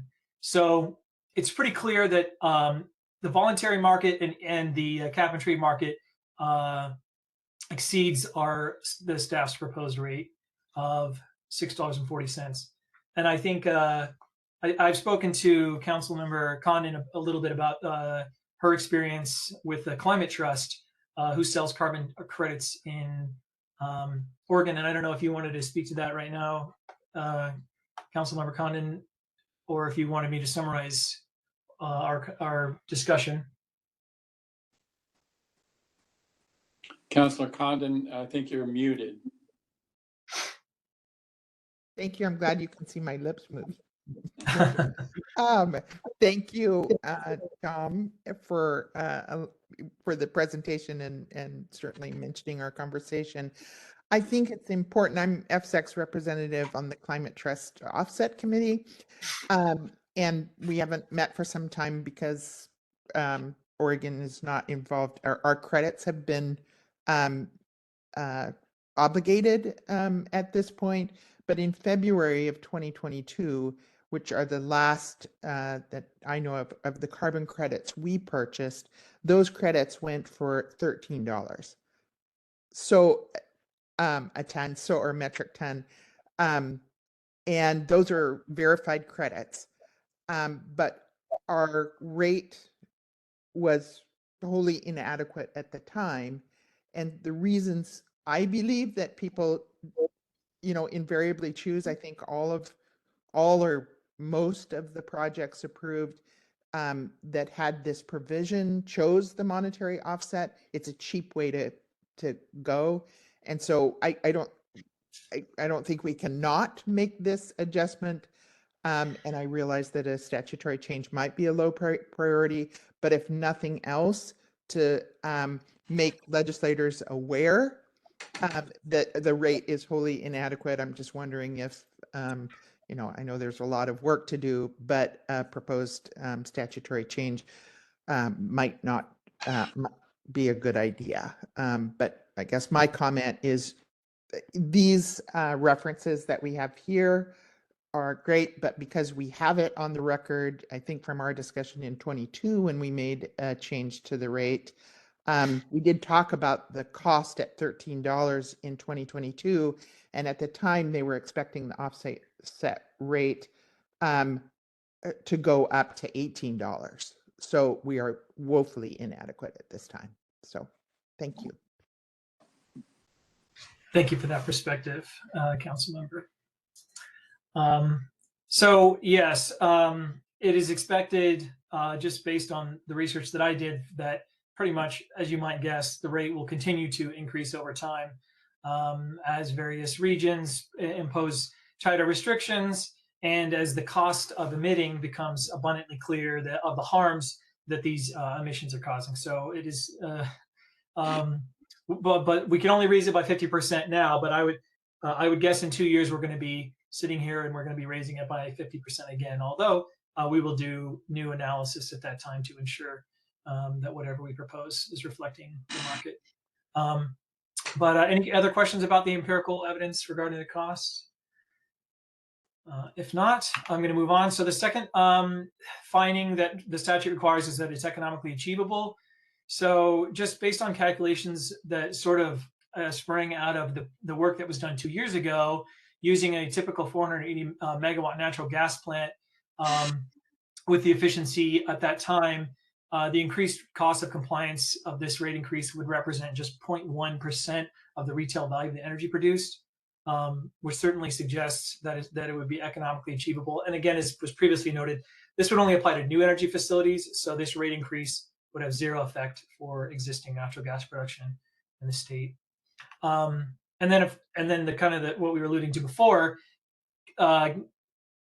given that the cap and trade pricing for CO2 at auction is 3 to 7 times higher than the proposed rate, it's strong evidence that the proposed rate is economically achievable.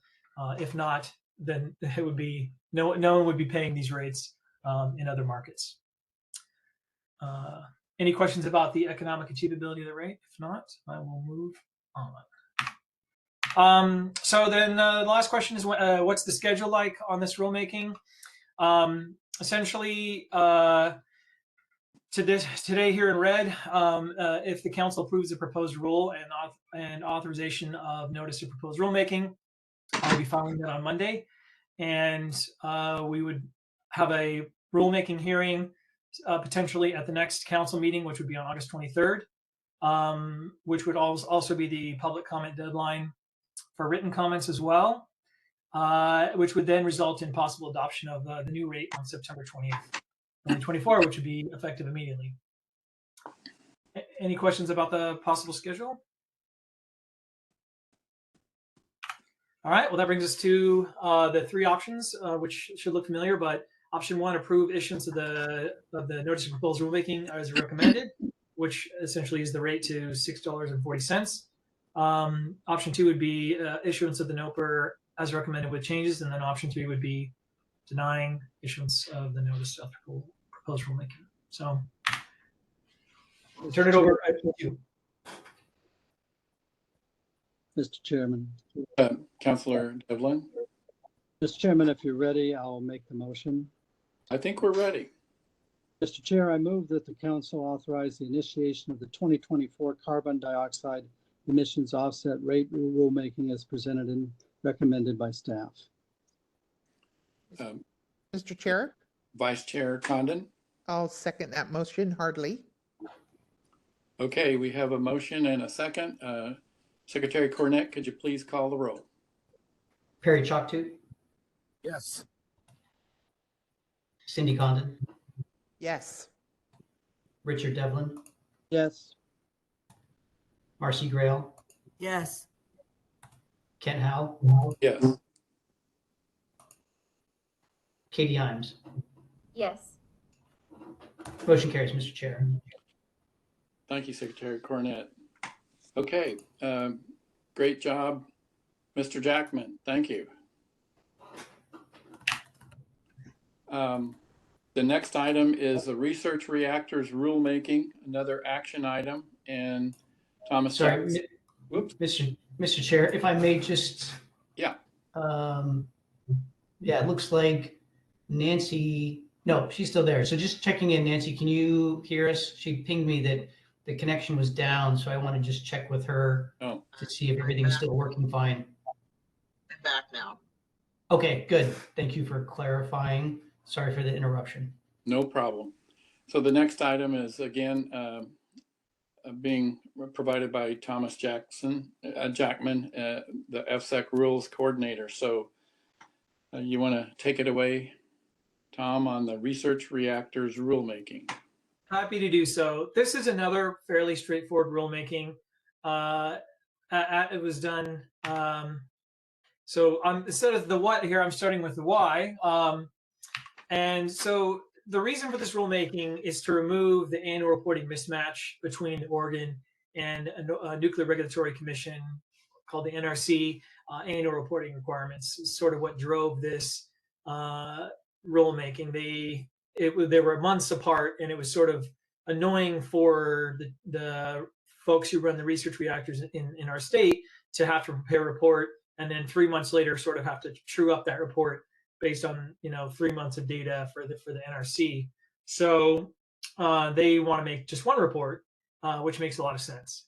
And then there was also feedback throughout the room as we discussed what other changes we might make in addition to changing this one requirement. And there was sort of discussion that we should also unify an incident written report deadline, which for NRC is 14 days. And in our rules, it was 10 days. So that will also be, as you'll see here, is the other sort of suggestion. So sort of walking back here, what exactly is the research reactor requirements, and why is council involved in this? So if you don't know, there are 2 research reactors in the state of Oregon, one at the Oregon State University and one at Reed College, and they are called Training Research Isotope and General Atomic Class Nuclear Research Reactors, or TRIGA. And the reactors operate under licenses issued by the NRC, which issues the licenses, and then with those licenses, there's these big, complicated sort of agreements that are colloquially called the tech specs, but that detail the technical specifications of the license. So why that's interesting is that essentially there are sort of very specific regulations that regulate nuclear power plants, but for research reactors, which are much smaller and have sort of lower risk cases, there are different regulations, but it's because you could have a very, very small research reactor, you could have one that's 10 times larger than that. The technical specifications are specific to each reactor. So there are specific reporting and incident requirements for these 2 reactors in our state that might be different than a larger research reactor in another state, which I find interesting. So staff communicated with Steve Reese and Jerry Newhouse, who are the operators of the research reactors at OSU and Reed College, respectively. We also worked with the Oregon Department of Energy Nuclear Safety team and had some outreach with Hillary Haskins, who is the emergency response manager for the Oregon Health Authority. So we collaborated between these folks to discuss how this, what should be proposed as part of this rulemaking. So as I've alluded to previously, there's just 2 proposed rule changes. One is to change OER 345, Division 30, Rule 10, Sub 1, the annual reporting date from October 1st to November, or from August 1st to October 1st, excuse me. And then the second change would be the written report deadline that's in Rule 10, Sub 2, from 10 days to 14 days. Any questions about those 2 proposed changes? Okay. So just to kind of zoom in on that Rule 10, it states the operator of any reactor shall promptly notify the council of any incident or condition relating to the operation of a reactor that could have prevented a nuclear system from performing its safety functions. In addition, the operator shall submit a written report within, currently it says 10, we're proposing 14 days after the occurrence to match the NRC requirement. And then I've underlined promptly notify, because I just wanted to bring up that the reactor operators also requested the following change, which would be that the operator of any reactor shall notify by the next working day the council. So I'm just going to say staff sort of thought about this and looked into this, and we're not recommending this change. However, I leave it to council to make this decision, of course. And I just wanted to, bring this to your attention. I'm going to talk about this a little bit more, but both of the research reactor operators did want this change because as they expressed to me, they don't like this sort of uncertainty of what the vagueness of promptly. They like the certainty of as long as I do it by the next working day, I'm good. And it's what the NRC, what's in their technical specifications for the incident that's at issue here. So the reason why staff is not. Tom, hold on. Vice Chair Condon has a question. Oh, sure. Yeah. Thank you. And actually, Tom, you can go on because I think you are going to speak further about it, and that might answer my question. So. Okay. Yeah. So, I'll leave my hand raised just in case. Yeah, I can see six. I have the window up, but I can only see 6 people, and you aren't one of them. So tragically, No I don't know. Anyway. So promptly, it's the language that was generated by the original draft of this rule, and I sort of like the flexibility of what that word implies. It could imply the next working day, depending on the circumstances. It could imply an hour from discovering the incident, and also just the fact that unlike moving the written report from 10 to 14 days and also the annual reporting deadline, those are both sort of like work product, and it makes sense to sort of have one deadline. This is just a phone call is the requirement that's at issue here, and requiring someone to identify that maybe this is one of those times where you don't wait till the next working day. They're in any event, they'd have to make 2 phone calls. They'd have to call council per our rules, and they'd also have to contact the NRC by the next working day. And aligning those temporally is not really as much of a workload savings. But it's sort of, those are my feelings on it after doing some research and talking to some of the nuclear safety folks. But there were differences of opinion. So not everybody was necessarily on the same page here. And I don't feel super strongly about this. And there is certainly, it would be appropriate for council to change it to next working day or to keep it as promptly. There is no statutory or regulatory requirement that it be one or the other. So you can discuss this more when you get to the council deliberation slide. But did you have any questions at this point to me specifically about this issue? Vice Chair Condon? Yes, thank you. I appreciate what you've presented here, but not being totally familiar with nuclear facilities, but having read the material, it's not clear to me.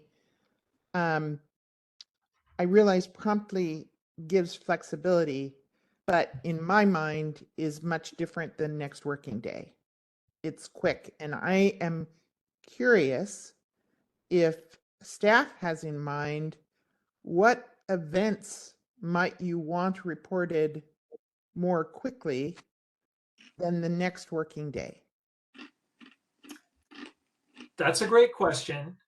And truthfully, I don't know when the last time council was contacted at all regarding an incident. So it's not necessarily that there is a particular event that would suggest that we would want to hear about it in an hour versus the next working day. It's just the idea that the operators of these facilities, I personally feel like they're entrusted with, these very complex, potentially dangerous reactors, that I sort of felt like they should be able to make a determination as to, well, this is technically a violation or whatever that requires reporting. But it could certainly wait until the next working day. Maybe it's a Saturday or something. They don't want to bug council. That it would still be appropriate to be the next working day. Based on the research I did, promptly could be within a week. It's just, the word implies that it's quick enough that those who are sort of responsible with managing the response are given an adequate time, such that, had you don't say, oh, well, if you only had let us know sooner, we could have mitigated the harms to a greater degree. So if there are no harms to be mitigated, then waiting could still be, to, like, for example, to the next working day or 2 days later, could still be considered promptly, because you were able to address the issue in a prompt, sufficient fashion. I don't know if that answered your question at all, but that was my best attempt. Well, thank you for that. But I guess I do continue to question it. It's not the, circumstance that a week doesn't make any difference. It would, it's an incident that prompt could mean a week. It's the one that is shorter than or those that are shorter than a day. And I don't know whether, the notice is necessary because the state needs to take some action, or, why we're notified, and if there would be a reason for the state taking action on a much more timely basis, then the next working day is the notice, and so the action is taken later. That's what I'm a bit confused about. Yeah, and I guess part of the problem is that we don't really have, there's not like a whole bunch of incidents that I could go back and look at and analyze and say, well, would it have been okay? What percentage of these would have been okay to do the next working day or whatever? We don't really see a lot, and so there's not really. It's all sort of hypothetical. Right. So just a suggestion that I was thinking about in my mind is leaving promptly in, but no later than the next working day, or something to give rise to, I guess, some discussion about, well, what kind of incident would require or suggest a much more prompt notification. And I just offer that as something I was thinking about. But Councillor Imes, did you want to add to this discussion? Thank you, Chair Howe. Yeah, I thought that one of our previous meetings, there actually was an incident with a key being left in place somewhere on this reactor or on their computer, and it was an incident that was reported. And I can't recall the time frame that they reported it. Maybe Secretary Cornett might recall, but maybe that's an example that's notable here for this discussion. Yeah, I can chime in. Thank you, Councilmember Imes. You're correct. It was the Reed Research Reactor, and there was an incident where, with the key being left in and sort of people walking away from the facility. And I'm paraphrasing, so please don't take that exactly. I'd have to go back and pull the information out. But in that instance, even with the next or promptly, it took some time for the certificate holder to notify us, on behalf of council, that an incident had occurred. So that's probably not a great example, and we want to make sure, and from my perspective, the unlikely event that something significant happens, and it's on a Friday, and, Monday's a holiday, the next business day could be 3 or 4 days away. So not that I think that the operators would wait that long, but we want to make sure there's a reason why these have site certificates, is because they're nuclear facilities. while they're small and there's not likely there to be, significant issues, there is that possibility. And so there's a reason why they are site certificates and council has authority. It's for the protection of the citizens of the state of Oregon. Certainly, the Nuclear Regulatory Commission has more understanding and more authority, and they should. But there is a role for council to play, and so this is really where you need to be thinking about what's appropriate is in your role on behalf of the citizens of Oregon. Is it maintaining promptly, and then doing something like Vice Chair Condon said, but no later than leaving it promptly or the next working day as the operators would like to have it consistent with the Nuclear Regulatory Commission operating requirements. Councillor Devlin.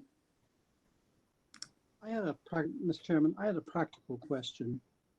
Should something, let's say, occur at 8 a.m. in the morning on a Sunday, how would you notify the Department of Energy? So the nuclear safety team has an on-call responsibility. So each member of that team has an on-call responsibility if there is an incident, among other things. This wouldn't be the only thing, but they would be receiving that phone call and could, mobilize or help mobilize any kind of response that was needed. They would be in contact with the governor's office and whatever appropriate entities would be needed to respond to and deal with that. So again, we would be one avenue. The Nuclear Regulatory Commission would certainly be another avenue in dealing with, and then all these facilities have protocols in place to respond to those situations as well. But to directly answer your question, it would be the nuclear safety team. Chairman? Yeah, Councillor Devlin. I know that anytime you mention the word nuclear, there's always a lot of concern. Some of our lives are, not mine in particular, are saved by nuclear medicine. But I do think it might be beneficial if any of the councilors wanted to. I know that Reed offers tours of their reactor. I'm almost sure that OSU, if requested, would. That maybe sometime in the future that we could arrange for councilors that wanted to tour one of the reactors.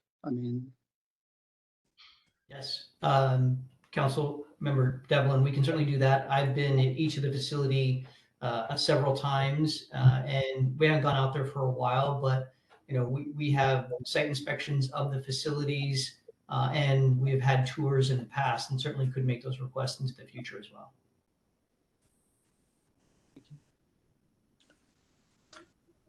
Any other comments or questions from council? Okay, back to you, Tom. Okay, so I can't speak to the key being left in the system, but there are different types of violations, and the one at issue in 210A here is specifically referring to incidents that can prevent a nuclear system from performing its safety functions. So I don't know if leaving it on qualifies as preventing it from performing its safety function, but yeah, just in my perspective here, given the infrequent nature of the incidents, and just the nature of the research reactors in general, I'm not going to lose sleep if we switch it to next working day, if we leave it promptly, if we switch it to promptly but no later than the next working day. So I don't want to spend too much time on this, but yes, this is the best part of my job, where I sort of try to give you the best information I can, but then now you guys get to make the decision. So anyway, this brings us to the question of the rulemaking schedule. And given sort of the nature of this rulemaking, it's actually going to be potentially identical to the schedule for the carbon offset rulemaking, with the exception of the fact that we currently have no hearing scheduled, although the public certainly could request a hearing. And we haven't had to deal with this before, but so I don't have it off the top of my head, but a certain number of people request. I think it's 2, but could be more than 2. So don't quote me on that. People could request a hearing, but currently we have nothing. We do not have one scheduled. So, but we would have the notice of proposed rulemaking would go out Monday.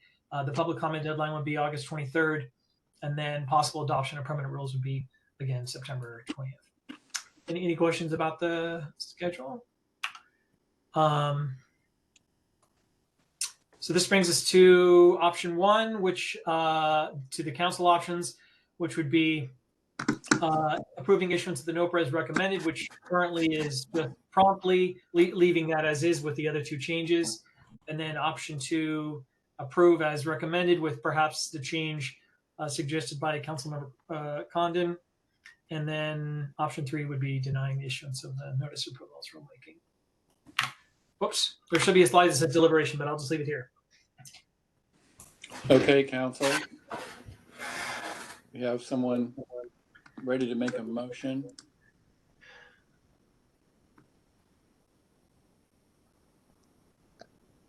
Chair Howell. Vice Chair Condon. Yes, thank you. I would prefer it with the change, so I will make a motion that I move the council authorize the initiation of the research reactors rulemaking as presented and recommended by staff with the following change, as I mentioned, leaving promptly in, but no later than the next working day, as we discussed. Councilor Imes. Chair Howe, I second the motion. Okay, we've got a motion and a second. Secretary Cornett, could you please call the roll? Katie Imes, Yes. Richard Devlin, Yes. Kent Howe, Yes. Cindy Condon, Perry Chalktooth, Yes. Marcy Grail. Yes. Motion carries, Mr. Chair, and I have the language as motioned by Vice Chair Condon. Okay, thank you, Secretary Cornett. Next item is the Oregon Department of Environmental Quality Solar Noise Rulemaking Action Item. Again, Thomas Jackson. God, I keep saying that. Thomas Jackman. Yes. Rules Coordinator. You and a million other people, no worries. Thank you for that introduction. And we are now on my last agenda item for today. We're gonna have a busy, you're gonna be seeing a lot of me in the future, so get used to it. We're trying to get through as many rule changes as we can. What is this DEQ solar noise rulemaking? So I talked about it briefly at the introduction of the schedule for 2020. What year is this? 2024, earlier this year. But effectively, these are not our rules. So you are not necessarily, the notice of proposed rulemaking was actually already issued by DEQ. The comment period has concluded. So we're now in these sort of final stages of this rulemaking, and which relates to their rules in OAR 340, Division 35, specifically the noise control rules related to various commercial facilities. So just as a way of background, back in 2004, the Environmental Quality Commission amended Division 35 to streamline the siting of wind energy facilities, which is primarily what was being proposed at that time, to streamline the siting of those facilities while continuing to protect the public. Basically, all we're proposing today, or I'm not proposing it, it's already been proposed, but all the rules as proposed is to take what was laid out for the wind turbine siting and apply it to solar siting as well. And do that and nothing more.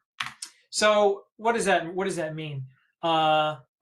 It means two things. One, allowing for an assumed ambient background noise level of 26 decibels, and allowing solar facility to increase the ambient statistical noise levels by greater than 10 dBA, but notably not above the limit specified in Table 8, if and only if a landowner or the affected landowners sign a waiver, which would occur via an easement or a lease on the property, and would be recorded with the county.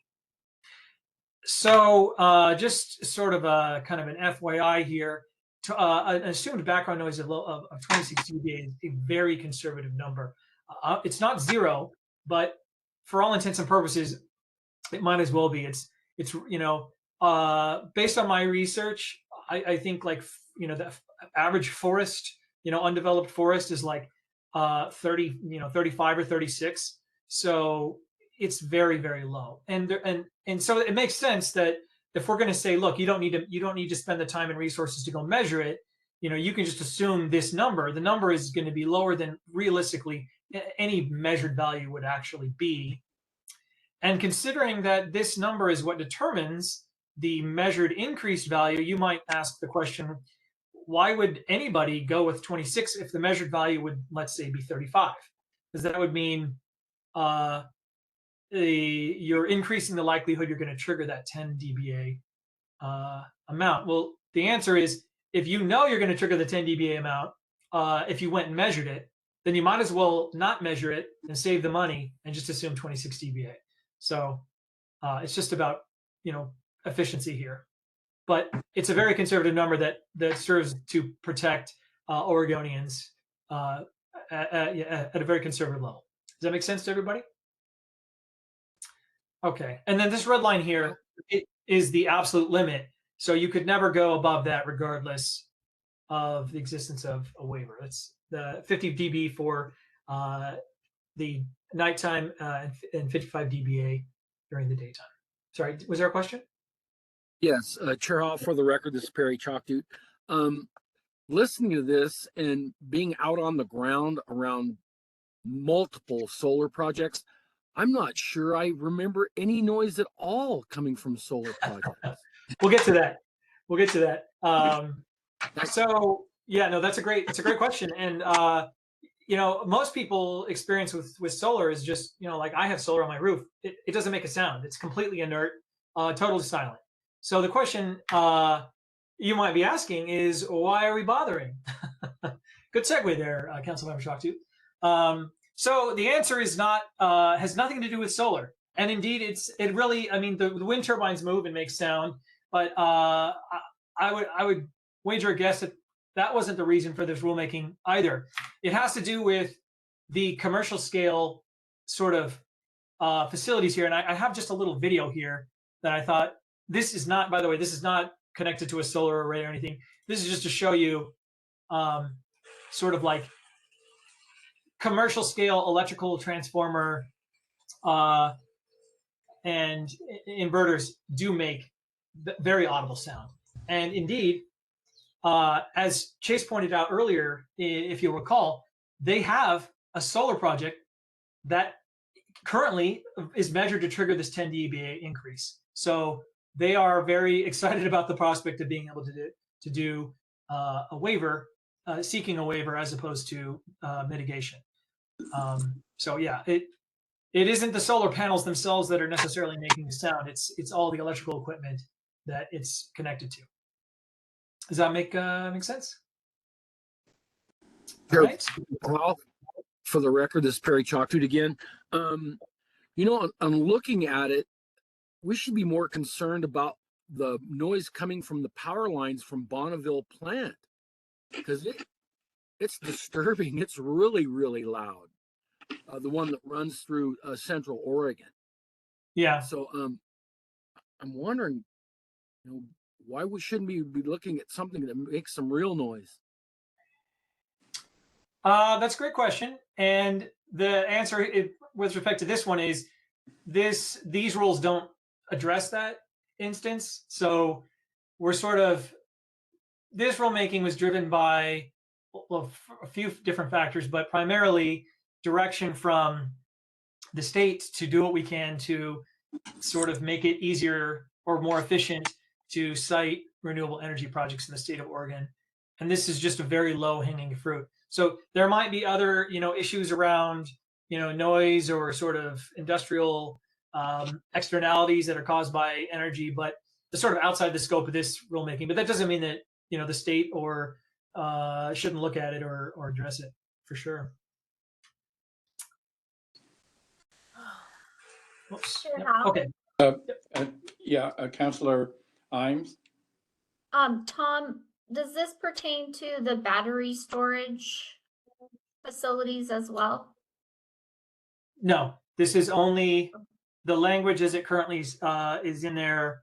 It says wind, and now it's going to say wind and solar energy facilities.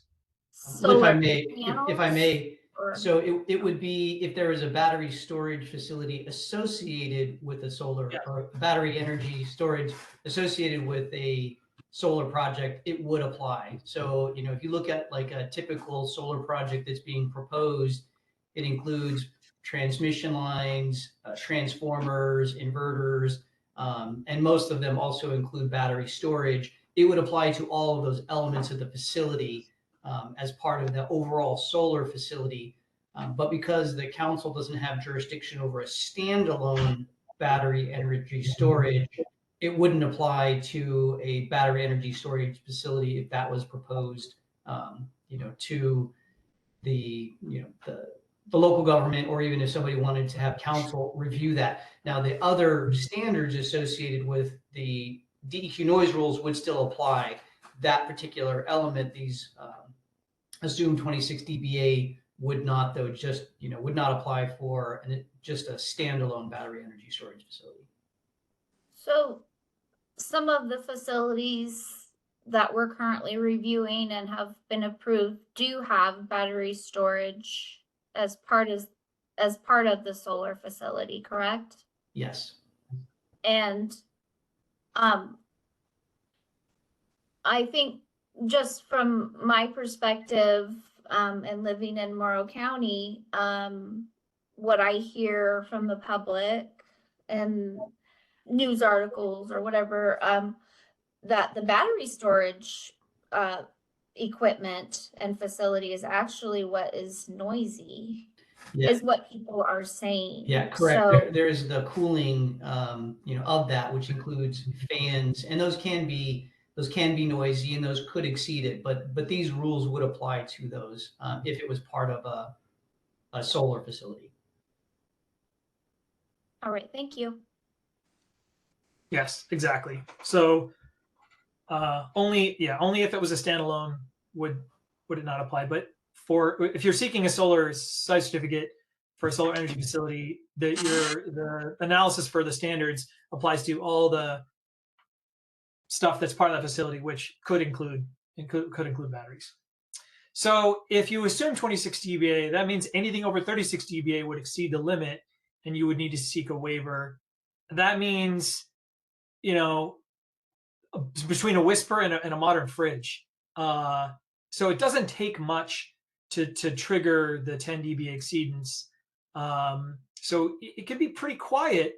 Obviously, there's sound attenuation. So meaning, if you're 2 miles away from it, you may not hear it. But if you're a landowner that's directly adjacent to the project, that's where the noise sensitive receptors are going to pick up potentially more than 10 dBA increase.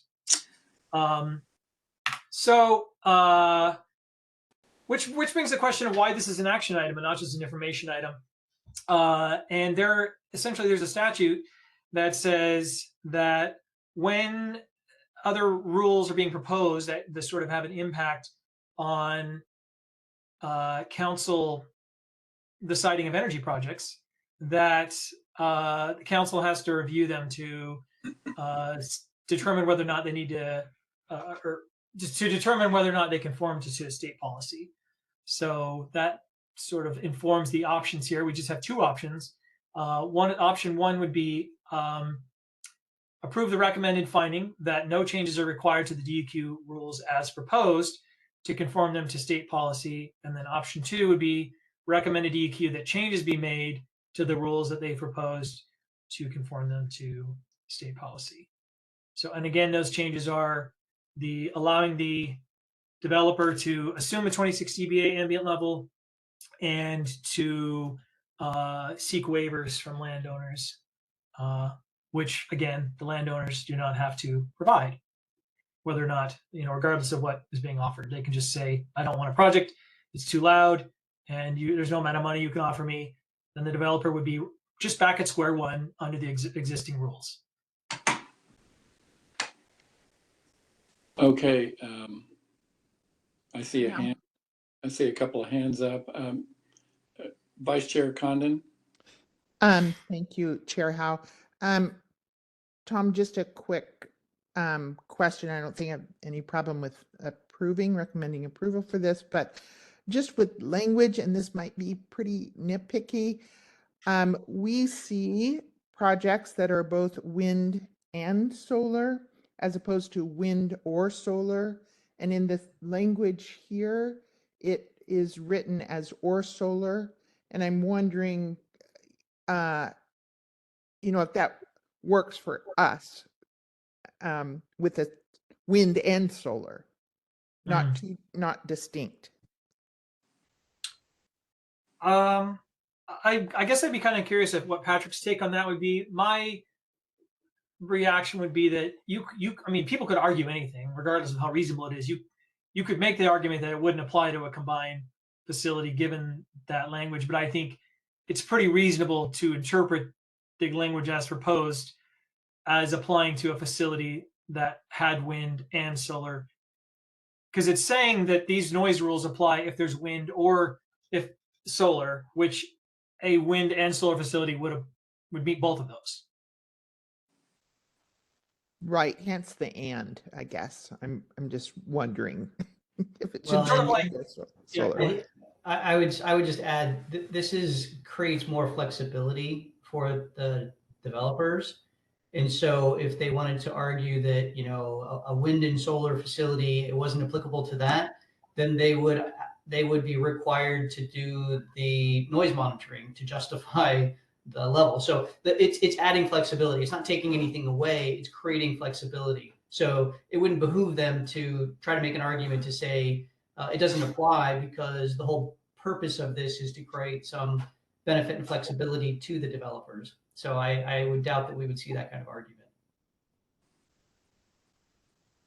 This is Patrick with DOJ. Can everyone hear me? I got a message from Nancy saying that it's a little difficult to hear me. We can hear you. You're good. But Okay. it's wavering. You're establishing right now with this discussion, if there's any question in the future about what your intention was. I think this discussion is establishing that the intention in passing this rule would to have it apply to combined wind and solar facilities. That's my understanding. Is that correct, Councilor Condon? Yeah. Okay. I mean, if the discussion suffices as evidence, I mean, that is. You can certainly revise the proposed rule language if you think that is, if that's what you're advising. I'm pointing out that if you don't, and there's a dispute in the future or a question in the future about what council's intent was, we could go back and review this transcript, and that would support the position that your intention is that it apply to combined facilities. Although just for clarification, these are not your rules. These are the Department of Environmental Quality Commission's rules. So what you're being asked to do is, because of this statute, is to make sure that, an agency, in this case DEQ, is not proposing rules that would not conform to, specified policies. So you're not approving these rules. Ultimately, it's going to be DEQ. And so you're just asserting that these are consistent with state policies. And that's where council has some authority, not just with DEQ, but any state agency that is proposing rules, that we look at and say, hey, is that going to have essentially an implication on your ability to review projects? And if it is, you have the authority to tell that state agency you need to make changes. So again, this is a little bit of a, one step removed from the authority. You have some authority here, but you don't have the direct authority. You just have indirect authority related to these rules. Yep. Thanks, Todd, for reminding us of the context. That is an important point. Counselor Devlin, Mr. Chairman, are you ready for a motion? well, we can take the motion, and if there's any more discussion, we can continue. So, yeah, go ahead. Mr. Chair, I move that the council affirm the proposed amendments to the Oregon Department of Environmental Quality noise rules and the Oregon Administrative Rules 340 Division 35 conform to the state policies and Oregon Revised Statutes 469.010 and Oregon Revised Statute 469.310, and that no changes are necessary. Do we have a second? This is Councillor Condon. I second that motion. Okay, we've got a motion and a second. Any further discussion? Okay, Secretary Cornett, could you please call the roll? Richard Devlin, Aye. Perry Chalktooth, Yes. Ken Howe, Yes. Marcy Grail, Yes. Katie Imes, Yes. Cindy Condon. Yes. Motion carries, Mr. Chair. Thank you, Secretary Cornett. Okay, the next item is the public notice discussion. It's an information item and public comment opportunity. So we'll have Todd Cornett, the Assistant Director for Siting, do this item, please. All right, give me a moment to share my screen.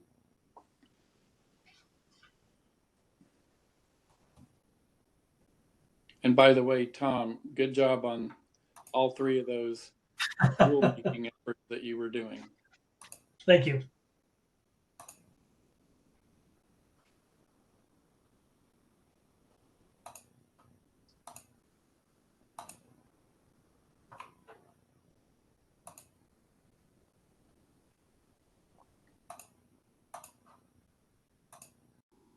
All right, let me know if you can see We can see. presentation.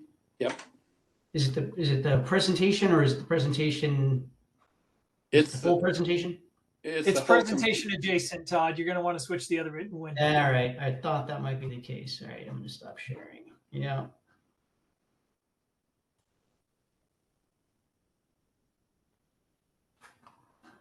Yeah, I gotta stop sharing. Give me a second.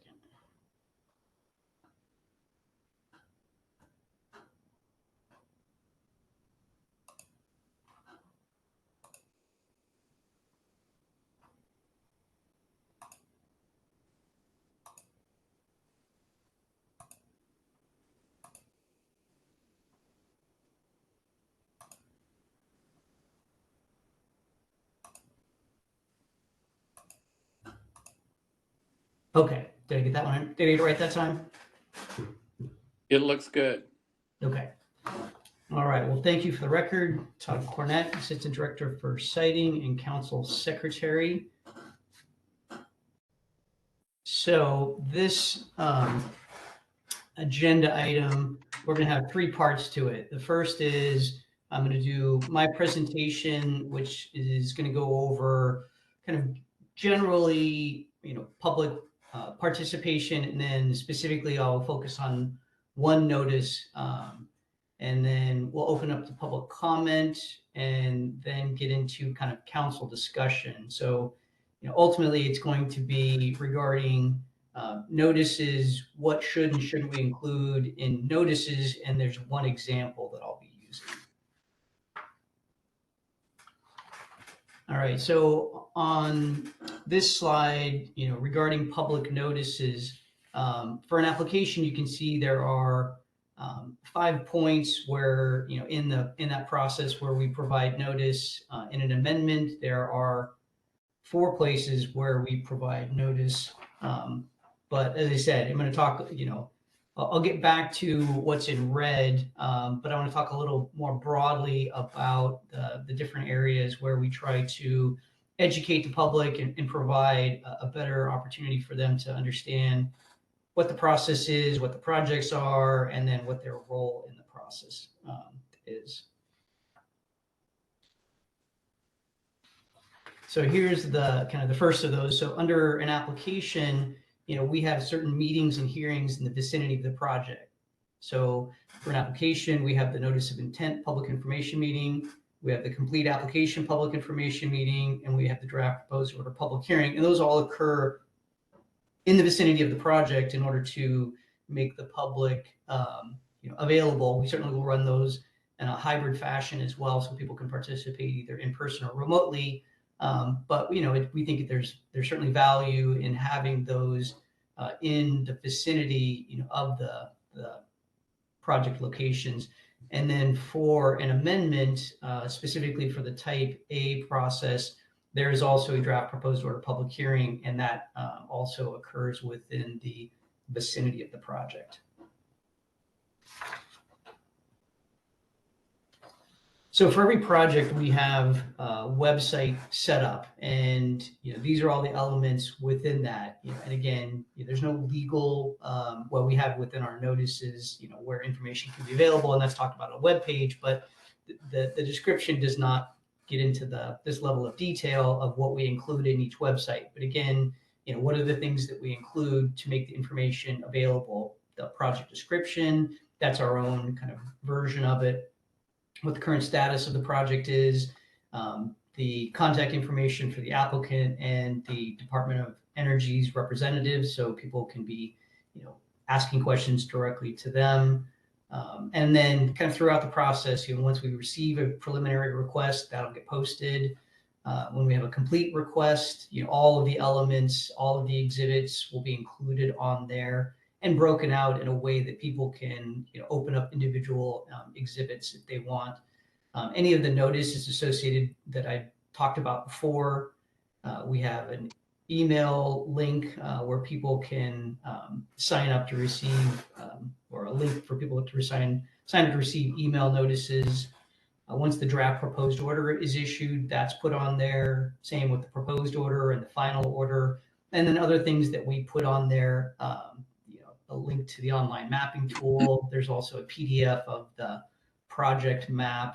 We put in wildlife monitoring reports, and anytime we have amendment determination requests and determinations, those get posted as well. Again, some of them are mandatory, but all are intended to kind of make the process more understandable to the public. And then other things, and you'll hear more about some of these from Amrit when she gives her presentation, but there are other things that we've developed over time to try to make information about the process more understandable to the public. We developed a public guide. We have links to all of the standards. We have a monthly siting project update, so somebody doesn't have to go look at each web page and see what changes, if any, they can subscribe to get that project update on a monthly basis and see what changes have occurred. Opportunities, again, to sign up to receive public comment. We have an overview of the state siting process, the statutes, the rules, and then numerous fact sheets, which I won't necessarily get into, but we, again, hope are helpful for people.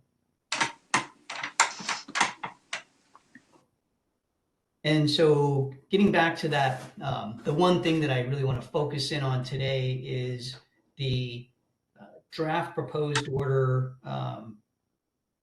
Basically, it's the complete amendment request and draft proposed order notice on a type A amendment. So it's a very specific notice that most notices have a lot of similarities, but there can be some variation based upon, again, what phase in the process and what type of process and whether it's an application or amendment. So I wanted to focus specifically on this one.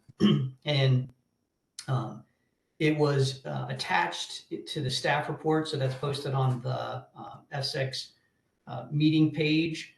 And now I'm going to go through on the left-hand column, you have the administrative rule requirements. So these are paraphrased a little bit for space, but these are really the legal requirements. So what has to be in the notice when we send it out? Description of the facility. Doesn't say, what level of detail, just a description, the location of the facility, the department's representatives' contact information, date, time, and location of a public hearing, the location of materials, both physical and digital, and then the deadline to submit comments. So really, that's it. That's all that has to be in that type A complete amendment request draft proposed order notice. And then specific statements regarding the receipt of the complete amendment request, that the department has issued the draft proposed order, sort of how to raise issues on the record, what happens if you fail to raise issues on the record or fail to raise them with sufficient specificity, how to raise an issue with sufficient specificity, and then that the council will not accept comments after the close of the record. So this is, again, what is legally required to be in a notice. And if you look at the attachment, you can see probably like a quarter to a third of that entire notice is what's on this screen here. And I've highlighted what those are so you can kind of see exactly what's legally required, and then all of the other information, which is the majority of the information on there, is not legally required. We think helpful, but not legally required.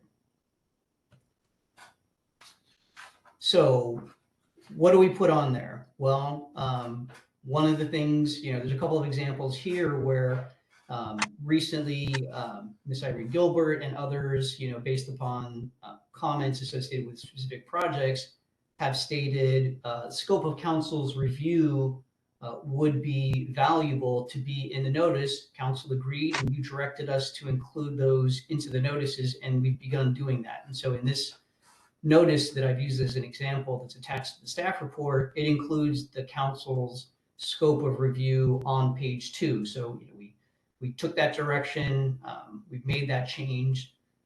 We talked at the also recently about some confusion by the public if we don't have specific time limits on the notices or the agendas, that they can be confused about how much time they're going to get. So as you've seen with the in the agendas for council meetings, those have been included, and moving forward, we will be including those anytime that there is a public comment opportunity. We'll include those oral comment time limits as well. So again, these are two recent examples of things we've heard and we've made changes to, or are in the process of making changes to.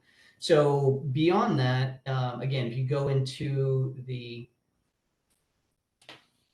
attachment, you can see other things that are included. I don't believe the summary is really in this one, but that's something that we would typically include. So I like to have, in the top left-hand column, the first kind of half of that column, I like to have a very short summary of just the basic information. So if somebody is receiving the notice, within about 30 seconds, they can read that information and determine, do they care or do they not care about the what's being put in the notice? Because if they don't care, we don't want to waste their time and have to force them to read everything. We'd like to just make it a very quick, okay, read this, and then if you're no longer interested, that's it, you can be done with it.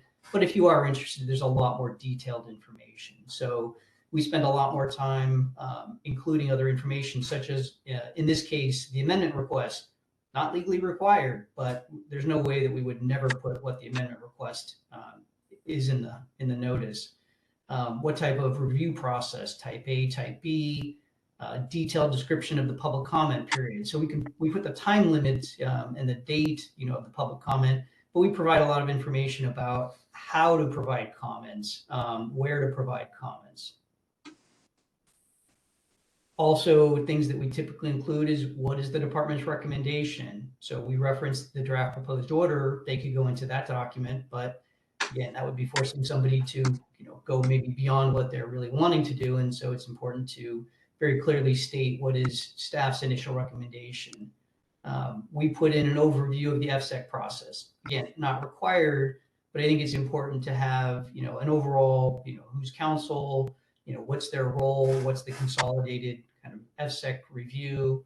Additionally, we detail out each step in the process. I think that's helpful for people to see what's the next step and the next step. We've, as Chase had included, in his presentation, we have the 7 steps, and those are all detailed with a little explanation, not the full explanation, but a little bit of an explanation so people can understand, again, what is the step that we're in, what are the oncoming, the coming steps, and then what is the public's opportunity to participate in each. Talked about the commenting, we have some more specific details about the public comment portal and the comment docket. I talked about the map, the link for the ERESA mapping tool. We also explained why somebody's receiving the notice. Somebody may, get a notice and not have any understanding why they're receiving the notice on that project. We try to explain that. And then accessibility information, that may be a legal requirement from some other statute that I'm not aware of, but if somebody has accessibility issues, from a physical standpoint, getting to the information meeting or hearing location, we want to know about that because we want to provide that accessibility. Or if there are language aspects that we need to deal with and make sure that everybody can get access to the information, we want to know about that.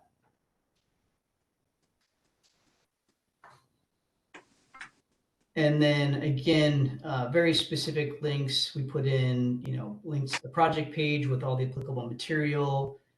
Specifically for a type A amendment, we have created, along with our comms team, a YouTube video that describes, how an amendment works or a contested case process works in an amendment, which is different than an application. We put in the contested case rules, the public guide, the FSEC standards, and then the other elements, which I've already talked about, where there's a landing page with more handouts. Again, all designed to make the process more understandable for the public. But before I get into the next part of it, which is going to be the public comment timeframe, really the question for council is, this is a starting of a conversation. This isn't the ending of the conversation. So what, if anything, do you want to do, like with, either specifically this notice or, notices in general? We could strip them down to just the legal requirements, and they would be, about a third or a quarter of what they are now. So there's some value in having smaller notices. But again, we the intent of having more information is to make people aware of the process. So we've done that, we've designed it for that purpose, but is it being effective? And that's kind of what we're asking the question about, which is also why we have a public comment period associated with this. We want to know what people think. Are the notices providing the value that we, at least are intending to? And then the council can certainly make any direction of, only make the legal requirements put in there, or leave everything as it is, or let's bring this back and have a detailed conversation and go through each element of a notice to see which are the things that you like, which are the things that you don't like, and that we could remove from the notices and make that certainly smaller and maybe more simple for people to read. So really that's the overall context of the conversation today is, what, if anything, should we do with, notices? And then more broadly, do you want us to come back and talk about how the web pages are set up, how the handouts are done? What are the materials that truly are valuable for the public to better understand, our process and then their role in our process? All right, so I think there. We're going to then move on. And so before you kind of talk about this, unless you have any questions, before you really kind of get into a discussion about this, we want to give people an opportunity to, provide their thoughts, their comments. I did send out yesterday, Ms. Fuji Kreider sent a written comment. She wasn't able to attend today, so she requested that I provide her written comments to council, which I did shortly after she sent them to me yesterday. So you have those, so you can already see at least what somebody has said. And so with that, unless there are any kind of specific questions, which I think most of the discussion should occur after the public comment period.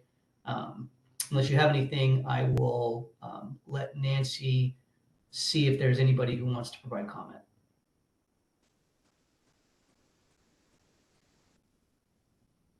are no hands raised at this time, but again, let's just remind everyone how to raise your hand on a webinar. Again, at the bottom of the main set of windows, or excuse me, at the main window is a set of icons. Click on the participant, and at the bottom of that window, there's a hand icon. If you click on that hand, it will raise your hand, and you can click it again when you are finished commenting. If you are on the phone and would like to participate, press *3 on your telephone keypad to raise your hand, and then again, press *3 to lower your hand when you are finished commenting. There is one hand raised. I will go ahead and unmute your mic. I believe that's Irene. Hello? Are you, there you go. Hello? Thank you, Irene. Hi, Irene. We Hi. can hear you. Yes, this is Irene Gilbert. And I think I'll just go through some specific comments until you tell me to shut up, okay? Cool. And part of this is the sort of the presentation of information. First, I would say that this amendment is being processed under Type A, and then a statement that the Oregon Department of Energy has determined that the request for Amendment 2 was complete, effective April 11th. And then I would say FSEC has recommended approval of the attached draft proposed order. And I would attach the draft proposed order with the notice and any electronic issuance of it. And these are sort of where I would put the information. Number 4, I would make a statement that FSAC is now opening a public comment period, beginning when, ending whenever. It would be the information basically on the right-hand side of the first page of this notice. And I would list the public comment period and have the public hearing occur at least 5 days prior to the end of the public comment period. And one thing I will say is the comment on the bottom, comes over in the middle of that says additional information will be provided at the hearing about how to provide oral comment. That's not even in any way useful if the public hearing were to end the public comment period. Also, I don't believe that it's useful to include the information on the description of the approved facility, but what people are going to want to know is basically after this announcement of the public comment period, I would then go into information on what was requested in the amendment request. That would be the information on the left-hand side, page 1. And rather than, I mean, most of this is okay, but then when it gets down to site certificate conditions and you say GS6, GA, NC6, whatever, if you don't say what that change is, it means nothing. So in the notice of what the amendment is requesting, it needs to include the changes to the site certificate conditions if there are any. And once that is done, I would note to the public where the location is. That would be the facility location and location of proposed changes. Then,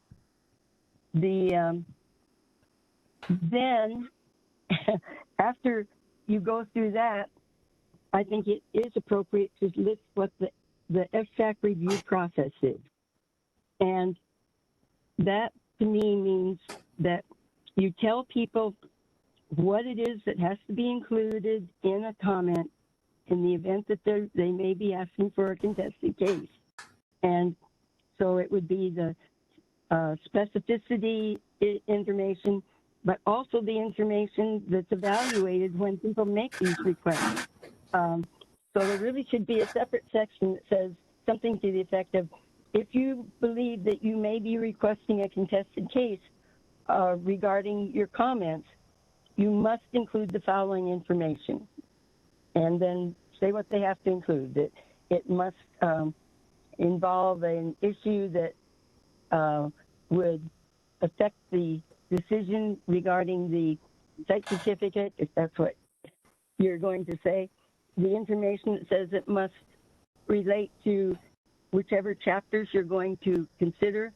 And one of my recommendations is going to be, you should not list chapters and limit public comments and contested cases to specific chapters, because you are forcing a lot of people to go through a non-contested case appeal by limiting their opportunities to get a contested case through counsel. I mean, people have the right to either receive a contested case through counsel or be able to present their issues before the circuit court.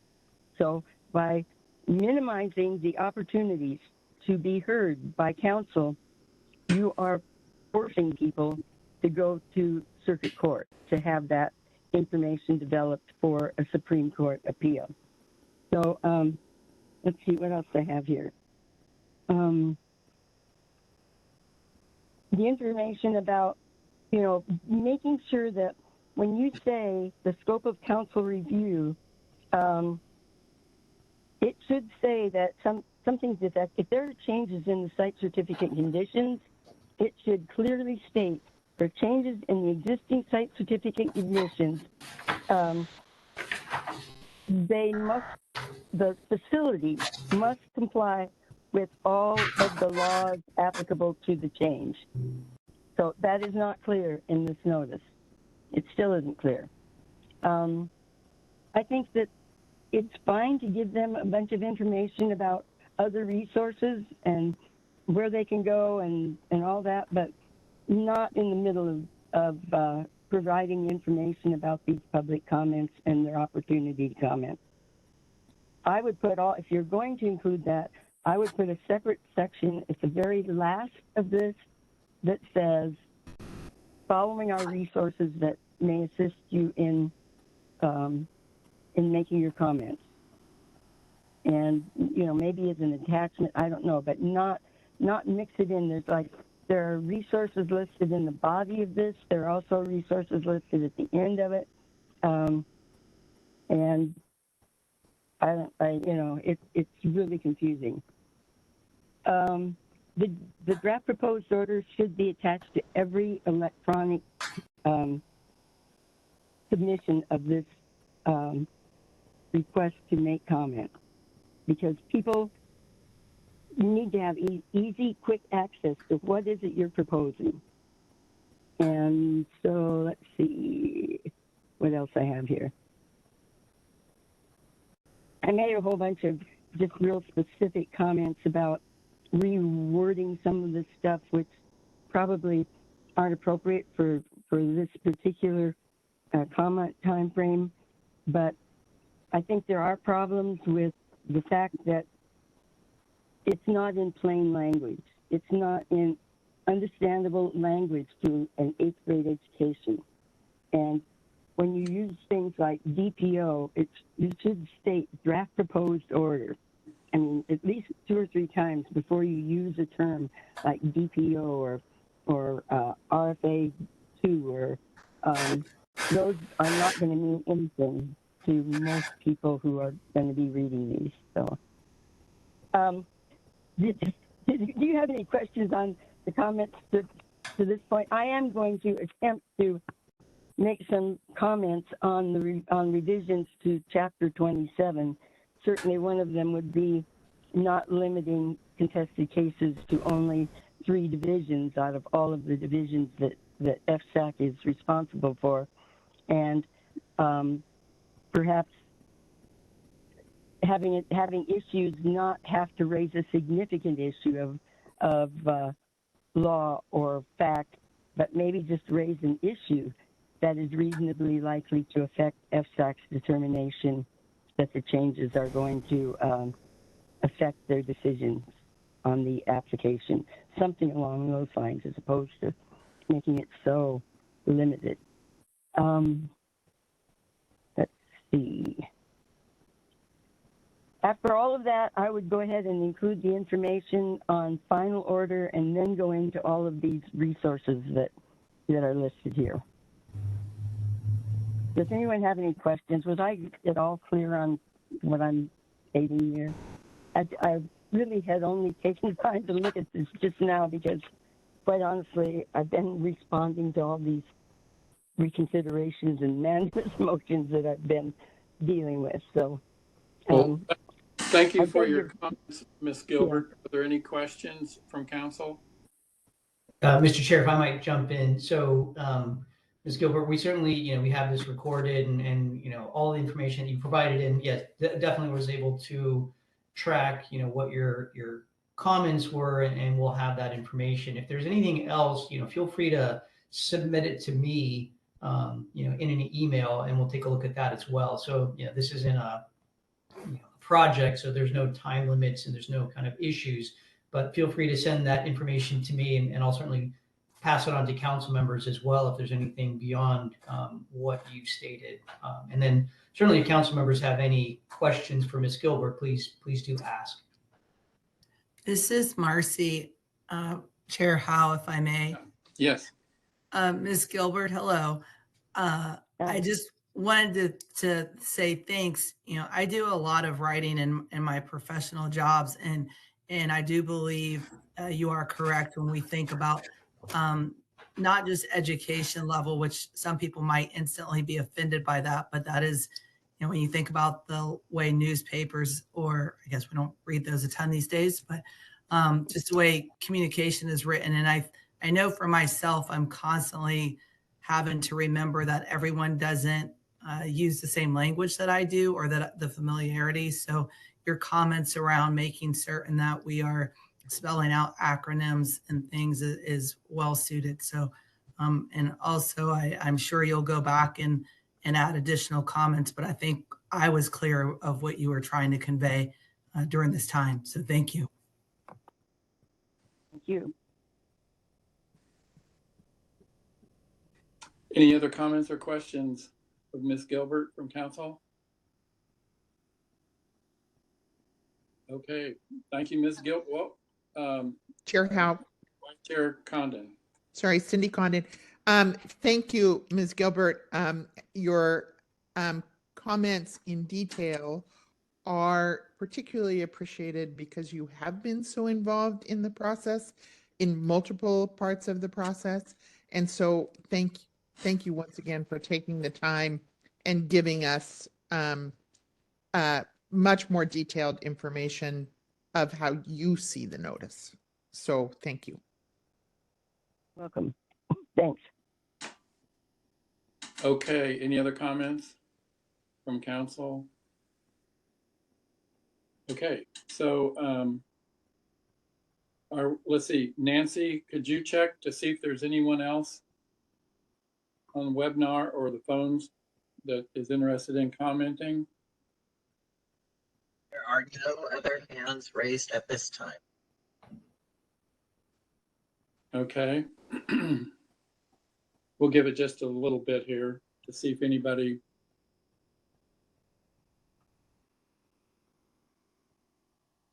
else wants to.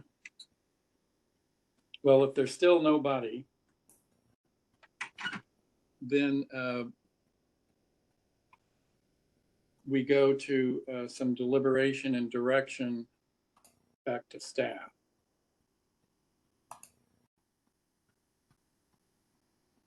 That is correct. And then I will stop sharing.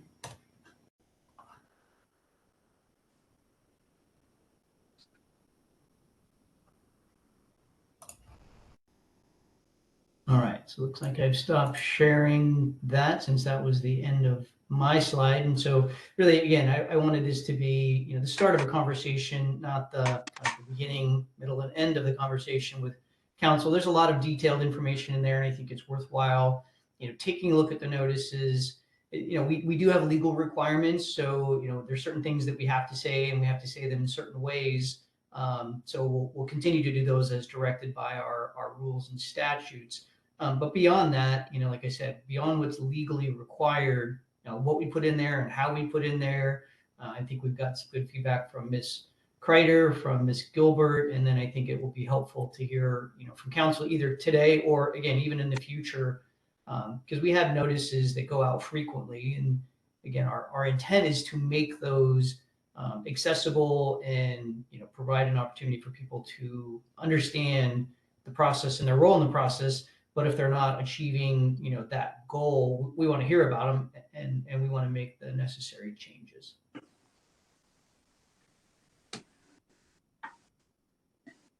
Okay, is there any comments from council? Mr. Chair, Councilor Devlin. I did want to echo the comment that was made about acronyms. I know we actually do this already in the notice, but at the minimum, we should spell out the acronym, at least in the first or maybe even in the second use of the acronym, not expecting people will understand what that is. The second thing that hasn't been commented on yet, though I think it has been at least discussed before, is since we are in these actions kind of a quasi-judicial body, I think it would be good to emphasize in the notice even more than it is now, the deadlines for comment. While we can extend those deadlines, that should be no one's assumption that they would be extended. But just to make it very clear that these are deadlines for comment, and also to put something more in that,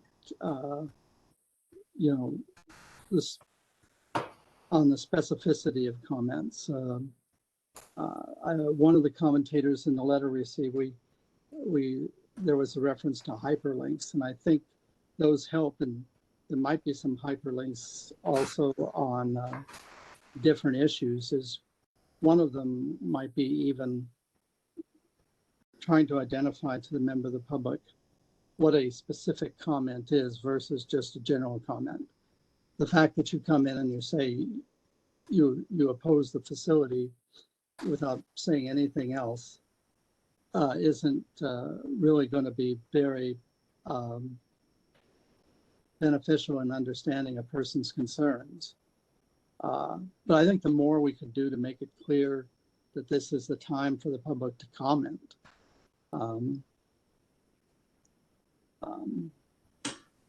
I think that's very important. Councilor Imes. Thank you, Chair Howe, and thank you, Secretary Cornett, for your presentation today. I do have a few comments, and we've heard some of these already. I think that I was in the unique position, or not unique, but I was in a position as someone that got a notice of intent for the city of Lexington, and that's how I really was exposed to this council and the proceedings. And so those notice of intents are really important with, the very beginning stages, and then also throughout. Of course, we just looked at an amendment. But the flow and order of the notice, I think, is something that we should look at. Like, for instance, the notice that we looked at today is very, very lengthy and could be overwhelming maybe to some people. So I think the flow, the way it reads, being mindful of that, really to, put the pertinent information at the top and then go from there, and that it would go in the order of it with the reader in mind, and next steps for that reader to pursue more information or whatnot. I also really support the idea of hyperlinks throughout, which there already are, but also when we put a specific condition in there, the numbers and that we would hyperlink those for people to become familiar with a condition or a standard. Because one of the things I learned very quickly when providing public comment is that you really have to be specific, right? To the standard or condition when you're providing the public comment. So I think that's really, really important that whoever might want to provide comment knows exactly what, you know, they should be looking at in raising an issue. Also, the council review has come up a few times in the discussion, and having a hyperlink probably in that case would be a good thing too. But I like that this is an ongoing discussion because I feel like there's quite a bit here to look at. Thank you.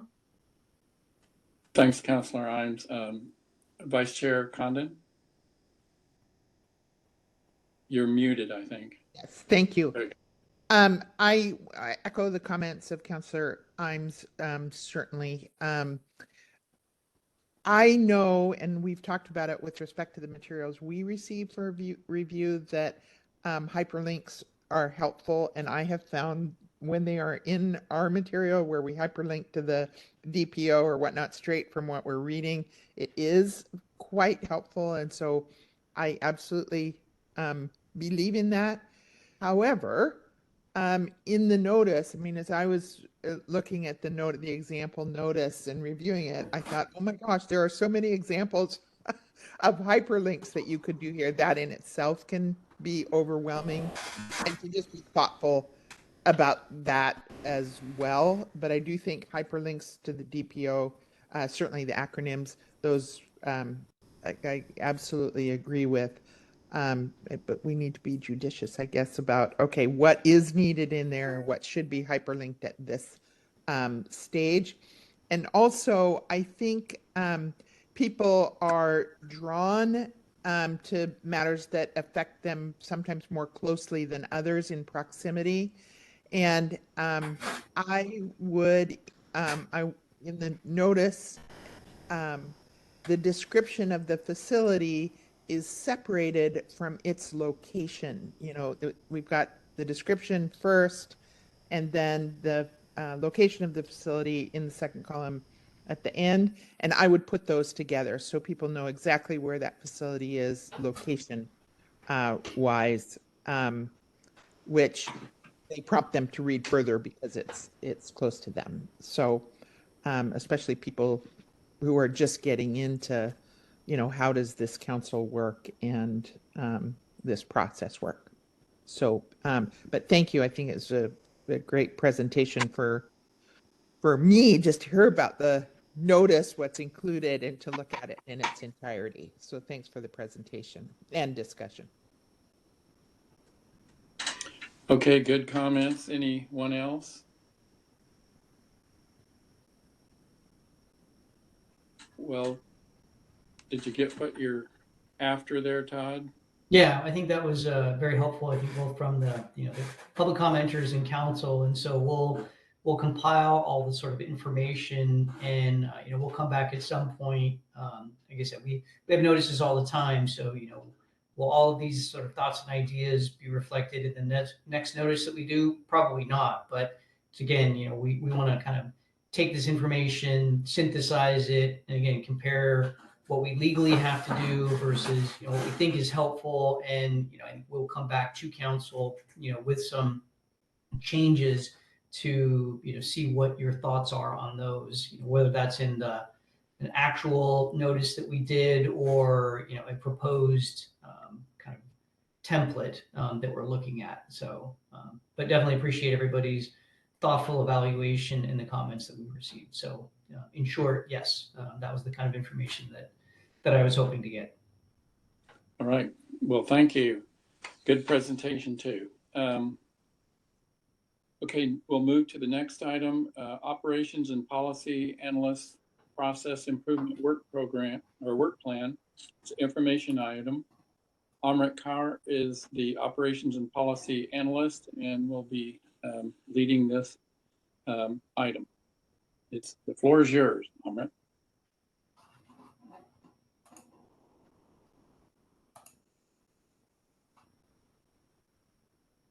All right, can everybody hear me? Yes. Wonderful.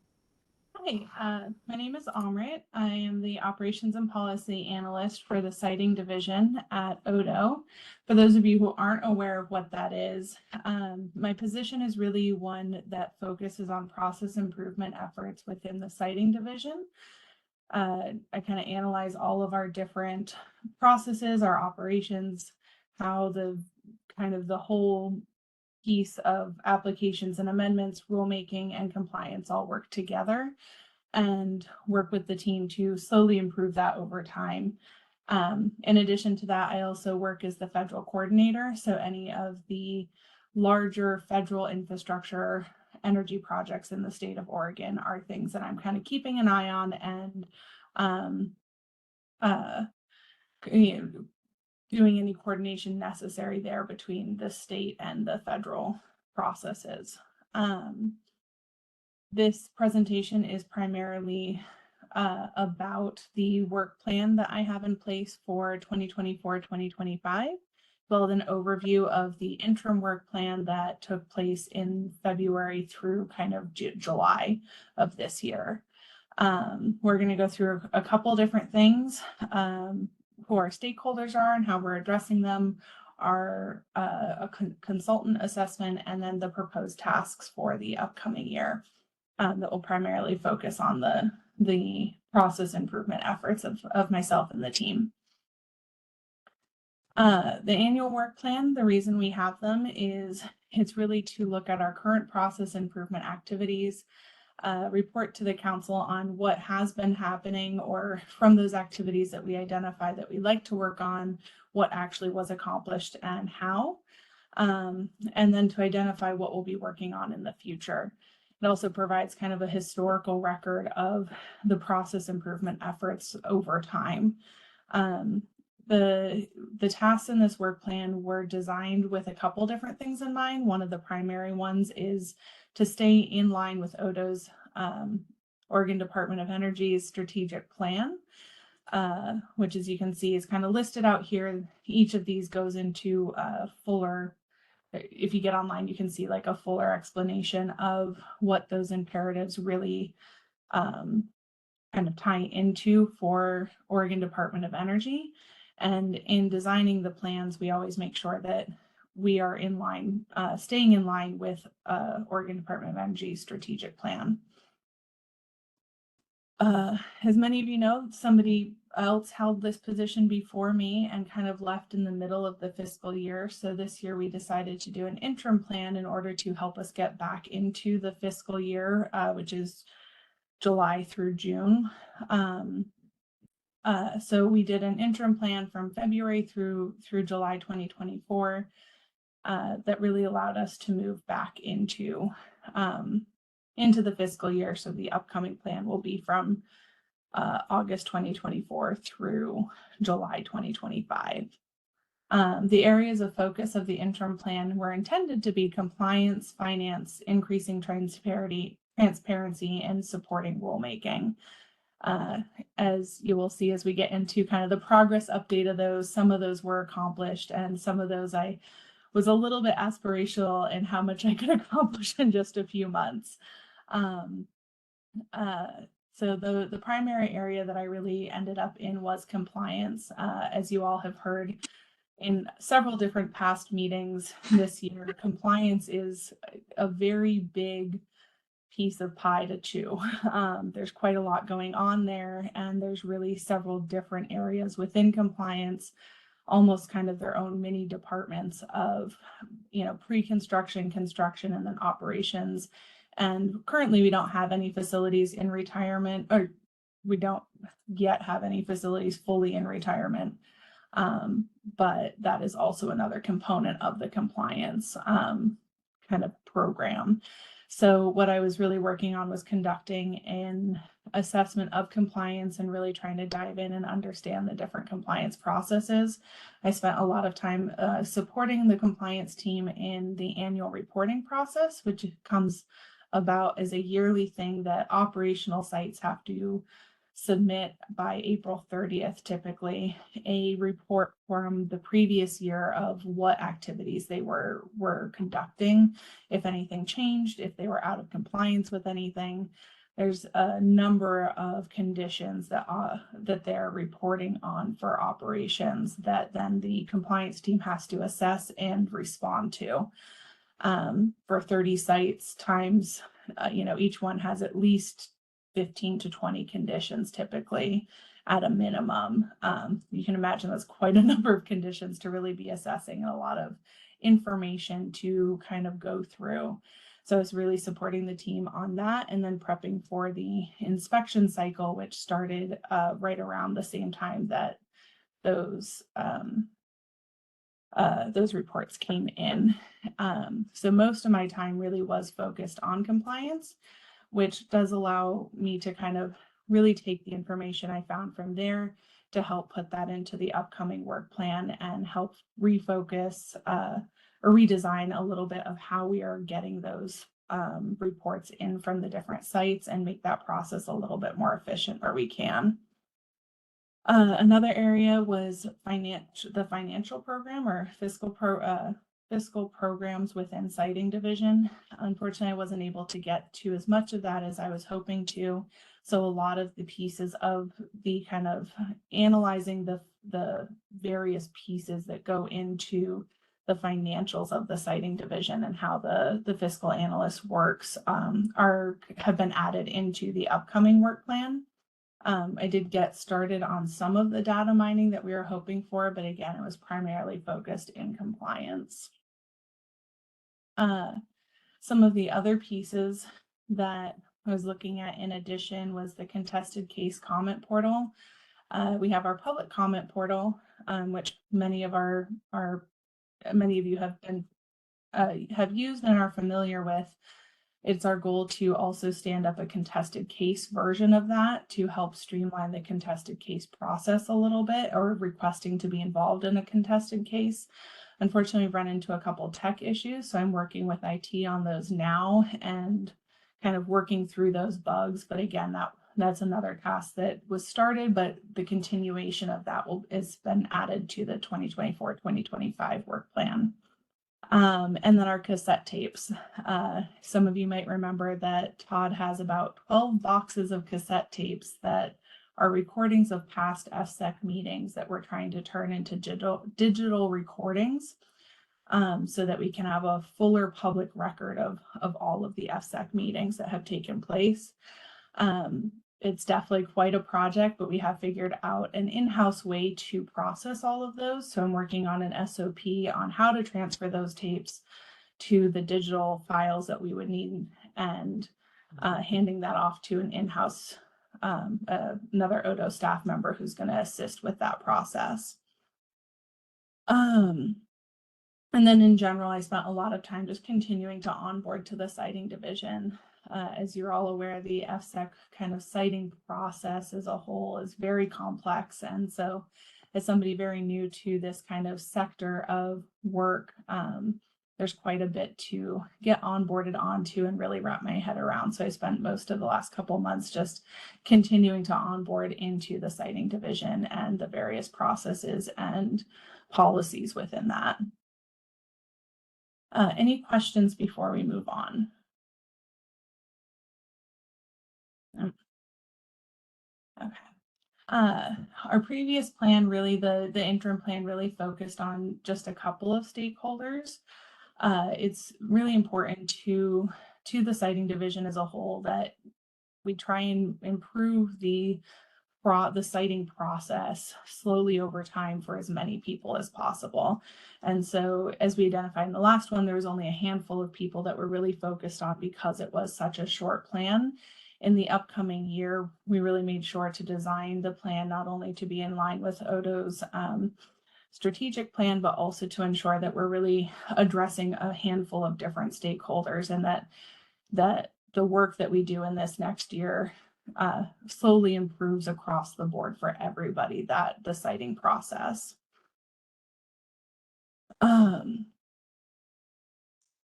moving into that, one of the things that my predecessor kind of kicked off and I was able to help finish was a consultant assessment.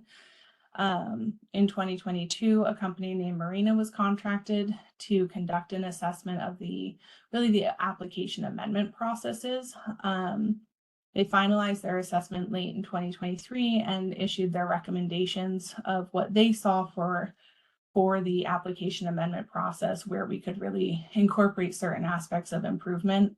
And that was kind of the third area that I looked at when designing the 2024-2025 plan, to ensure that we're addressing, like I mentioned, Odo's strategic plan, a variety of stakeholders, and then as well as incorporating some of these different recommendations that the consultant recommended based off of their assessment. As you can see, there's a number of different things. This is just one of 2 slides. Each area incorporates a handful of items.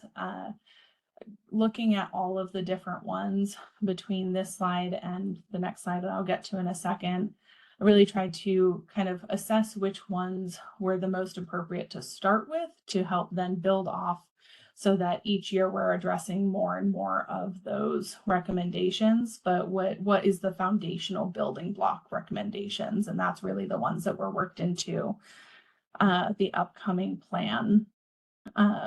This kind of gives you a broad overview. Some of the recommendations are ones that are really outside of my direct purview. So I'll be coordinating more closely with our fiscal analyst and our rulemaking coordinator to implement some of these recommendations. And then some of them won't be addressed until future years. So hopping right into our 2024-2025 work plan. One of the first items that I'll be really focusing on is public engagement and information projects, which seems very apropos for just our last conversation. One of the things that we've really identified is working with within the team on how we can really do more public outreach and more public education on how to meaningfully engage with the FSEC process. Some of the ways that we've identified in doing that is creating YouTube video tutorials. We've heard about the ORESA tool, the mapping tool, a couple times at various FSEC meetings. So that's one of the first ones we will be working on creating tutorial videos for. Other ones are submitting comments through the comment portal. And then kind of the list goes on from there. Then updating all of our printed handouts when we're in in-person FSEC meetings. I'm sure you've seen the handout table that Nancy puts together for anyone who comes that would like to have some more further information on a printed format versus a website. There's a handful of things, including those printed handouts, that we're creating a calendar for review of, so that we'll be reviewing them on an annual basis to ensure that they're up to date, easily readable, and really focusing on kind of accessibility and readability of how we redesign those. And then the other one is those comment portal updates I mentioned that we initially started in the last plan, but we'll be continuing into this plan to really update the comment portal, fix some of the bugs that have been taking place, and then add in an additional contested case comment portal. And then with that, we'll also be working with rulemaking projects, updating the citing rulemaking web pages. That one is a little bit outside of our direct control as the citing division. We have to work with comms and IT, and there's a website rollout that is kind of fully out of ours and Odo's control. It's in a different division. But we're hoping that that will be able to take place this year, and we're doing the work on our end to prep and make sure that when we get to a place with IT and comms that we can just kind of hand them everything and they can just spin up the changes that we're looking to make on the website. Hopefully the changes will make things a little bit more readable and more user-friendly for people. And then the other one with that is creating rulemaking handouts, kind of outlining ways to participate in a RAC, or a contested case. Any questions before I continue on? Awesome.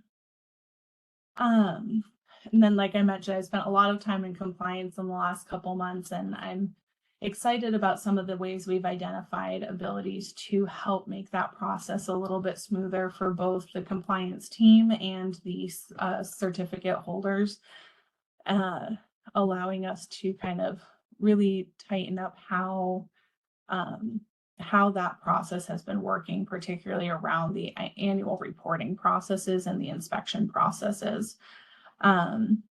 With that, also looking at ways to refine our tracking systems year to year, and then continue data mining to really help inform what are the financial and personnel needs of the compliance team. Then the next one is really updating our application amendment projects and focusing on updating the applicant guide, editing and creating templates and style guides, particularly around further formatting for consistency in application amendments and public notices. And I'm excited by some of the comments of the previous discussions so that we can incorporate some of that into these next projects. And then updating our records checklist, really making sure that all of the different pieces of kind of internal processes that we have are up to date and correct for what we're doing currently, and getting those also into our kind of yearly calendar of assessing where we're at with certain items that we've created and making sure that those are continuously staying up to date. And then we have our financial projects. So continuing to assess the financial program and really work with the fiscal analyst. There's a number of items that came out of our consultant recommendations, as well as a number of items that the fiscal analyst has identified where she would like to see some process improvement take place. So I'll be working closely with her on a number of different projects, as well as really looking through kind of the various timesheets and data mining in general in order to help create metrics to measure our process improvement year to year. Any questions? I know I've kind of thrown a lot of information pretty quickly at everybody. We still have a couple more slides of projects, and then we'll get into kind of what the future of these looks like. Chair Hal. Councilor Imes. Thank you. This is just a real quick question. Observing your chart here, the high level goals that you have, and then there's the numbers there. Reference, what is that referencing? Those are referencing the Oregon Department of Energy strategic goals. If you see like the in the attachment of that kind of outlines the full annual work plan, those are tied to specific numbers. I apologize, I should have tied them closer to numbers in the original slide that I showed those, but each one, the first one is expand and improve stakeholder engagement. And then second is build practices and processes to achieve more inclusive and equitable outcomes. 3 is assess and enhance organizational data capabilities. 4, assess and modernize agency programs and activities. And 5, optimize organizational efficiency and impact. So kind of trying to demonstrate the different areas of the ODOS strategic goals that each of these items are going to tie into. Great, thank you. Yeah. Any other questions? Mr. Chair. Councilor Devlin. I just wanted to let you know that I am still in the meeting, but I'm going to be on audio only because I have to change for my next appointment. Okay. Wonderful. Moving on, so in some of our general projects that don't really address a specific area, but kind of a larger overview of the siting division, we have a number of things that we call desk manuals, more commonly known as standard operating procedures. Those are also going to go into a calendar for annual review to ensure that they're up to date with current processes and that they have like a kind of annual review and update or retirement and rewriting depending on what is the appropriate step based on what the specific manual or the specific item is. And then the next one is project management. These tasks are generally designed to really help increase accountability and to create clarity in work assignments and allow for an increased ability for the team to plan based on individual capacity. One of the pieces of that, there is already a fair amount of project management that takes place within the siting division, but kind of pulling that together potentially into one system or really defining a project management process that works for each area of the siting division. We'll also be working to update the FSEC member onboarding guide and then put that into a review cycle so that that's continuously being updated appropriately and has like, you know, time appropriate information in that. And then again, working on those cassette tapes that I mentioned a little bit earlier. And then kind of one of the larger projects is really measuring, creating and performance metrics and refining responsibility scopes. It's an ongoing lift that's probably going to take more than just this year, but the end goal is that all team members are clear on what their scope of work is and that work is being assigned equitably, and that team members have clear expectations through performance metrics. And kind of that will also allow us to really assess process improvement efforts kind of year to year based on those metrics. That's my last one. So I know it's a very ambitious plan. Is there anything else that the council would like to see worked into the plan that hasn't already been addressed? Amr, can I jump in really quick? Just to make note for the recording, I got a call from Councilmember Choctoot kind of early on in this presentation. Everything froze for him, and so he hasn't been on since somewhat early on this agenda item. He said he was going to try to log out and log back in, so he may or may not be successful, but I just wanted to note that for the record. Any comments or questions from council to Amrit? I guess not, so you can continue. Okay. Oh, we've got a Vice Chair Condon, please. Sorry, thank you, Councillor Condon, for the record. Ambitious. It's really quite daunting and comprehensive. So thank you for putting this together and giving us more insight into the work that you have been doing and the large amount of work you will have. Absolutely, thank you. Kind of on that note, one of the things that I've also put together, this is really an example of the calendar that I've put together for myself, but I've really sat down and been working on breaking down each kind of larger project by those individual tasks and laying out kind of when within the year we'll start addressing those. And it's probably hard for everybody to see on their computer screens, but it really is kind of more of an example of just the work that's going into trying our best. It is definitely ambitious, and we'll see how much I can accomplish. I do think all of these projects can at least get started this year. I'm sure many of them will carry on into future years. And it is also kind of, like I mentioned, an iterative process. And so part of the design was really looking at all of those different areas and those recommendations and trying to pick out ones that would work as foundational building blocks this year for future process improvement efforts. Any other questions or comments?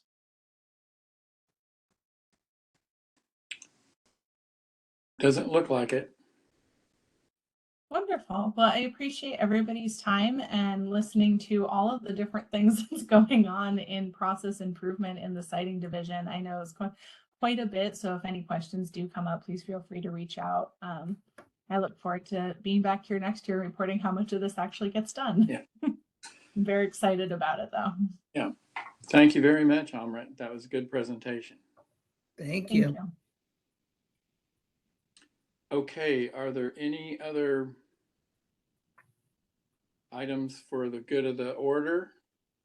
Yeah, Mr. Chair, just to, again, note for the record, just as I had indicated that Councilmember Choctute was off during this agenda item, he got back on. So I didn't see that he got re-promoted back to kind of panelist, but just for, again, the record that he did get logged back in. All right. Okay, well, I guess we'll see everybody then in next month in Hermiston. Is that right? That's correct. Okay. Well, so the time is now 12:36 p.m. and the July 19th, 2024 meeting of the Energy Facility Siting Council is now adjourned. Thank you. Thanks, everybody. Thank you. Thank you. Take care. Thank you. Thank you.